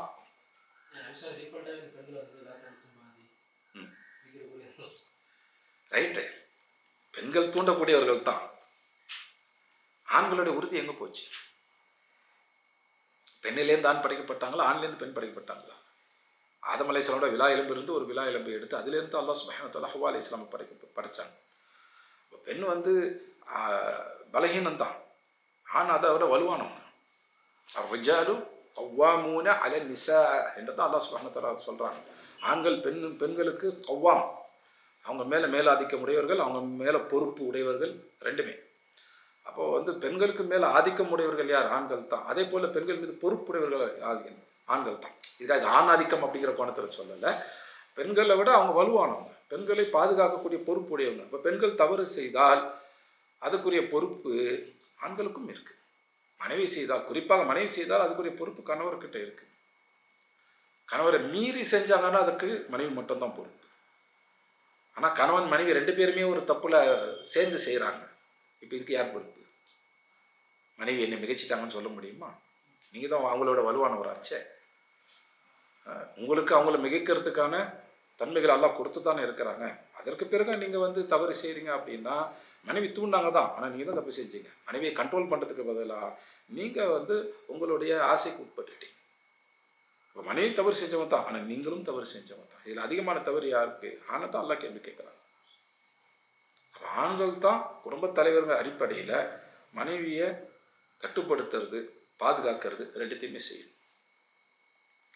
ரெண்டு பேருமா சேர்ந்து ஒரு தப்பு செஞ்சாங்க, கணவன் மனைவி ரெண்டு பேருமா சேர்ந்து ஒரு தப்பு செய்கிறாங்க அப்படின்னா அதுக்கு யார் பொறுப்பு? ரெண்டு பேரும் பொறுப்பு தான், ஆனால் கணவருக்கு கூடுதல் பொறுப்பு உண்டு. ஏன்னா கணவர் அவங்கள கட்டுப்படுத்துறதுக்கு வாய்ப்பு உண்டு. குறைஞ்சபட்சம் நான் செய்ய மாட்டேன்றது ஒதுங்கி இருக்கணும் இல்லையா? ரொம்ப பலகீனமாக இருந்தால் கூட ஏன் சேர்ந்து செஞ்சாங்க? அப்போ செய்யணுன்ற ஆசை இவங்களுக்கு தான் இருந்துச்சு. தான் மனைவி தப்பு செஞ்சால் பரவாயில்ல, தான் தப்பு செஞ்சால் பரவாயில்ல, ரெண்டு பேருக்குமான பொறுப்பையும் கணவர் எடுத்துக்கிறார். அதனால் தான் கேள்வி கணவருக்கு. ஆனால் தண்டனை ரெண்டு பேருக்கும் தான் வந்துச்சு, மன்னிப்பு ரெண்டு பேரும் தான் கேட்டாங்க. இந்த பின்னணியில் இந்த ரெண்டு சம்பவங்களும் நடந்த பிறகு, முதல்ல ஷைத்தான் சஜ்ஜா செய்யலை, அதான் இப்லீஸ் சஜ்ஜா செய்யலை, அவன் ஷைத்தானாக ஆக்கப்பட்டான், அவன் சொர்க்கத்தை விட்டு வெளியேற்றப்படுறான். இப்போது ஆதம் அலைஹிஸ்ஸலாம் ஹவ்வா அலைஹிஸ்ஸலாம் தவறு செஞ்சுட்டாங்க. இப்போ இந்த தவறுடைய பின்னணியில் அவங்க சொர்க்கத்திலேருந்து வெளியேற்றப்படுறாங்க, பூமிக்கு அனுப்பப்படுறாங்க. பூமிக்கு இறக்கப்படும் போது அல்லாஹ் சுப்ஹானஹு வ தஆலா என்ன சொல்கிறாங்க? 20வது சூறாவில் நம்ம அதை பார்க்கணும். 20வது சூறா பேர் என்ன? தாஹா இல்லையா? அதனுடைய 123வது ஆயத்தில் நம்ம பார்க்குறோம். قَالَ اهْبِطُوا مِنْهَا جَمِيعًا, நீங்கள் எல்லாரும் கூட்டமாக இதை விட்டு வெளியேறிடுங்க. பஅதுக்கும் லிபஅதின் அதுவுன், ஒருத்தருக்கு ஒருத்தர் எதிரிகளாக. فَإِمَّا يَأْتِيَنَّكُم مِّنِّي هُدًى, என்னிடமிருந்து உங்களுக்கு ஹுதா நேர்வழி வரும்போது, فَمَنِ اتَّبَعَ الْهُدَايَ, யார் அந்த நேர்வழியை பின்பற்றுகிறார்களோ, فَلَا يُضِلُّ وَلَا يَشْقَى, அவங்க வழிகட மாட்டாங்க, அவங்க சிரமத்தில் அகப்படவும் மாட்டாங்க என்று அல்லாஹ் சொல்றாங்க. அப்போ மனிதனை பூமிக்கு இறக்கிறதுக்கு முன்னாடி அல்லாஹ் சுப்ஹானஹு வ தஆலா நம்மகிட்ட சொன்னது இதுதான். என்ன சொல்கிறாங்க? உங்களுக்கு நீங்கள்லாம் இறங்கிடுங்க, பூமிக்கு போன பிறகு என்கிட்டேருந்து ஹுதா கைடன்ஸ் வழிகாட்டுதல்ங்கிறது வரும். யார் அந்த வழிகாட்டுதலை இத்திபா செய்கிறாங்களோ, பின்பற்றுகிறார்களோ, ஃபலா யுதில்லு, அவங்க வழிகட மாட்டாங்க, வலா யஷ்கா, அவங்க கஷ்டத்தில் மாட்டவும் மாட்டாங்க. அப்போது பூமிக்கு வரும் பொழுது நமக்கு ரெண்டு விஷயங்கள் நடந்திருக்கு. என்னென்னா, ஒன்று நமக்கு பாவ மன்னிப்புன்னு ஒன்று கிடச்சிருச்சு. அப்போ பூமியோட வாழ்க்கை தண்டனைன்னு இல்லை. அதே சமயத்தில் பூமியோட வாழ்க்கை எப்படி வாழறது அது அல்லாஹ் சுப்ஹானஹு வ தஆலா சொல்லிட்டாங்க. என்கிட்ட ஹுதா வரும், கைடன்ஸ் வழிகாட்டுதல் வரும். யார் ஹுதா வரும் பொழுது அதை இத்திபா செய்கிறாங்களோ, பின்பற்றுகிறார்களோ, லா யுதில், அவங்க வழிகேட மாட்டாங்க. அப்போ நம்ம வழிகேட்டில் மாட்டாமல் இருக்கணும்னா என்ன செய்யணும்? அல்லாஹ் கிட்டேருந்து அந்த ஹுதா கைடன்ஸ் எப்போ வருதுன்றதை பார்க்கணும். வந்துருச்சுன்னா அதை பின்பற்றணும். யார் அதை பின்பற்றுறாங்களோ அவங்க தான் வழிகேட்டில் மாட்ட மாட்டாங்க. பின்பற்றலை அப்படின்னா வழிகேடு தான், அது நரகத்தை நோக்கி தான் இட்டு செல்லும். அப்போ அல்லாஹ் சுப்ஹானஹு வ தஆலா நம்மளை பூமிக்கு அனுப்புனதுங்கிறது தண்டனையாக அல்ல. ஏன்னா நம்ம எல்லாம் மன்னிச்சுட்டாங்க. ஆனால் பூமியில் வாழ்கிறதுக்காக தான் நம்ம படைக்கப்பட்டோம். ஆனால் பூமியில் வாழும்போது எப்படி வாழணும்னு நமக்கு தெரியாது. அல்லாஹ் சுப்ஹானஹு வ தஆலா அதற்காக ஹுதா வழிகாட்டுதலை அனுப்புகிறேன்னு சொல்லியிருக்கிறாங்க. தொடர்ச்சி அனுப்பவும் செஞ்சாங்க. அப்படி வந்தது, கடைசியாக வந்தது தான் நபி முஹம்மது ஸல்லல்லாஹு அலைஹி வஸல்லம் அவங்க மூலமாக வந்த குர்ஆன். இது ரெண்டுமே ஹுதா என்று தான் அல்லாஹ் குர்ஆனில் சொல்கிறான். அப்போ அந்த ஹுதா வரும்போது என்ன செய்யணும்? ஃபமனித்தபா அல் ஹுதா ஹிதாயா, யார் அல்லாஹ் கிட்டேன்னு வந்த அந்த ஹிதாயாவை இத்திபா செய்கிறாங்களோ, பின்பற்றுகிறார்களோ, அவங்களுக்கு என்ன நடக்கும்? ஃபலா யுதில், அவங்க ஒருபோதும் வழிகட மாட்டாங்க. வலா யுஷ்கா, அவங்க கஷ்டத்தில் சிரமத்தில் மாட்டவும் மாட்டாங்க என்று அல்லாஹ் சுப்ஹானஹு வ தஆலா சொல்கிறாங்க. அப்போ அல்லாஹ் சுப்ஹானஹு வ தஆலா கிட்டேருந்து அந்த ஹுதா, அந்த ஹிதாயா அப்படிங்கிறது வரும். அது வரும்போது என்ன செய்யணும்? அதை இத்திபா செய்யணும், பின்பற்றணும். அது யார் மூலமாக வரும்? ஒரு நபி மூலமாகத்தான் வரும். ஒவ்வொரு பகுதிக்கும் ரசூல் மூலமாக, நபி மூலமாக வந்தது.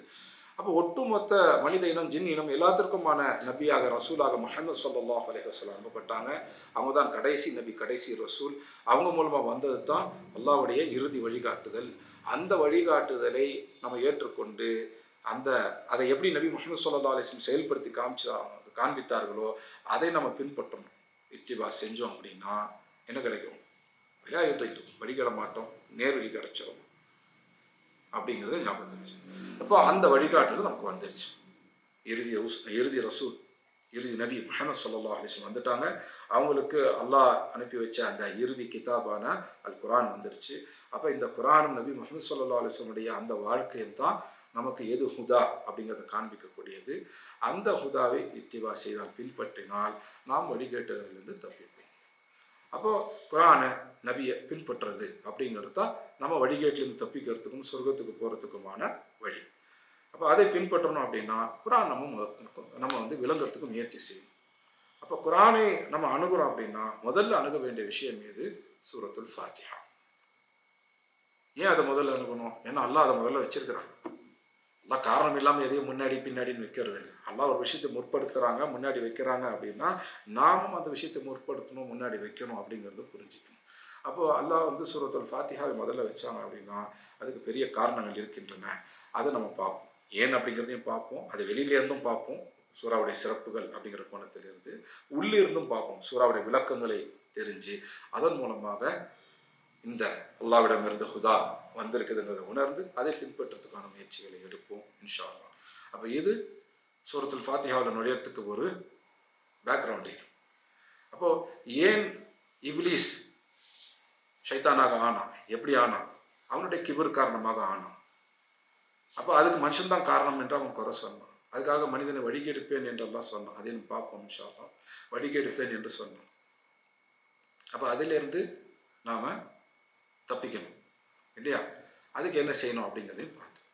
அப்போ ஷைத்தான் ஏன் மனிதர்களை எப்பவும் தாக்கி கொண்டே இருக்கிறான்? இதுதான் காரணம். நமக்கும் அவனுக்குமான ஒரு விரோதம் அப்படிங்கிறது இருக்குது. அந்த விரோதத்தின் காரணமாக மனிதனை நரகத்தை நோக்கி ஷைத்தான் அழைத்து கொண்டே இருக்கிறான். ஆனால் அல்லாஹ் தன்னுடைய தூதர்கள் மூலமாக சொர்க்கத்தை நோக்கி மனிதனை அழைத்து கொண்டே இருக்கிறாங்க. எந்த அழைப்புக்கு நம்ம பதில் கொடுக்க போகிறோம்? ஷைத்தானுடைய அழைப்புக்கா அல்லது அல்லாஹ் தன்னுடைய தூதர்கள் மூலமாக கொடுத்த அந்த அழைப்புக்கா அப்படிங்கிறது பொறுத்து தான் நாம் சொர்க்கத்துக்கு போகிறோமா நரகத்துக்கு போகிறோமான் இருக்குது. ஷைத்தானுடைய அழைப்பை ஏற்றுக்கொண்டால் அது நரகத்துக்கு கொண்டு போகக்கூடியது தான். அல்லாஹ்வுடைய அழைப்பு, அல்லாஹ்வுடைய நபிமார்கள் ரசூல்மார்கள் மூலமாக வந்த அழைப்பை ஏற்றுக்கொண்டால் அது நம்மை சொர்க்கத்தை நோக்கி கொண்டு செல்லும். அப்போ அதனுடைய இதுதான் நம்மளுடைய பின்னணி. மனிதன் யாரு, மனிதனுக்கு நிரந்தரமான எதிரி யாரு, ஏன் அவன் மனிதனை தாக்குறான், அதிலேருந்து தப்பித்துக் கொள்வதற்கு மனிதன் என்ன செய்யணும், மனிதன் சொர்க்கத்துக்கு போகிறதுக்கான வழி எது, அதுதான் இது வரைக்கும் நம்ம பார்த்த ஆயத்துகள்லேருந்து பெற்றுக்கொள்ளக்கூடியது. அதை நம்ம சரியாக செஞ்சோம் அப்படின்னா நரகத்திலிருந்து காப்பாற்றப்பட்டு சொர்க்கத்துக்கு நுழைவோம். அப்படி ஆகக்கூடியவர்கள் அல்லாஹ் நம்ம அனைவரையும் ஆக்கி அருள் புரியணும்னு சொல்லி இந்த செஷனை நிறைவு செய்கிறேன். ரைட், முடியுமோ இன்ஷா அல்லாஹ் நம்ம தொழுகைக்கு பிறகு இதை தொடர்வோம் இன்ஷா அல்லாஹ். جزاكم الله خيرا. سبحانك اللهم وبحمدك أشهد أن لا إله إلا أنت أستغفرك وأتوب إليك. السلام عليكم ورحمة الله وبركاته.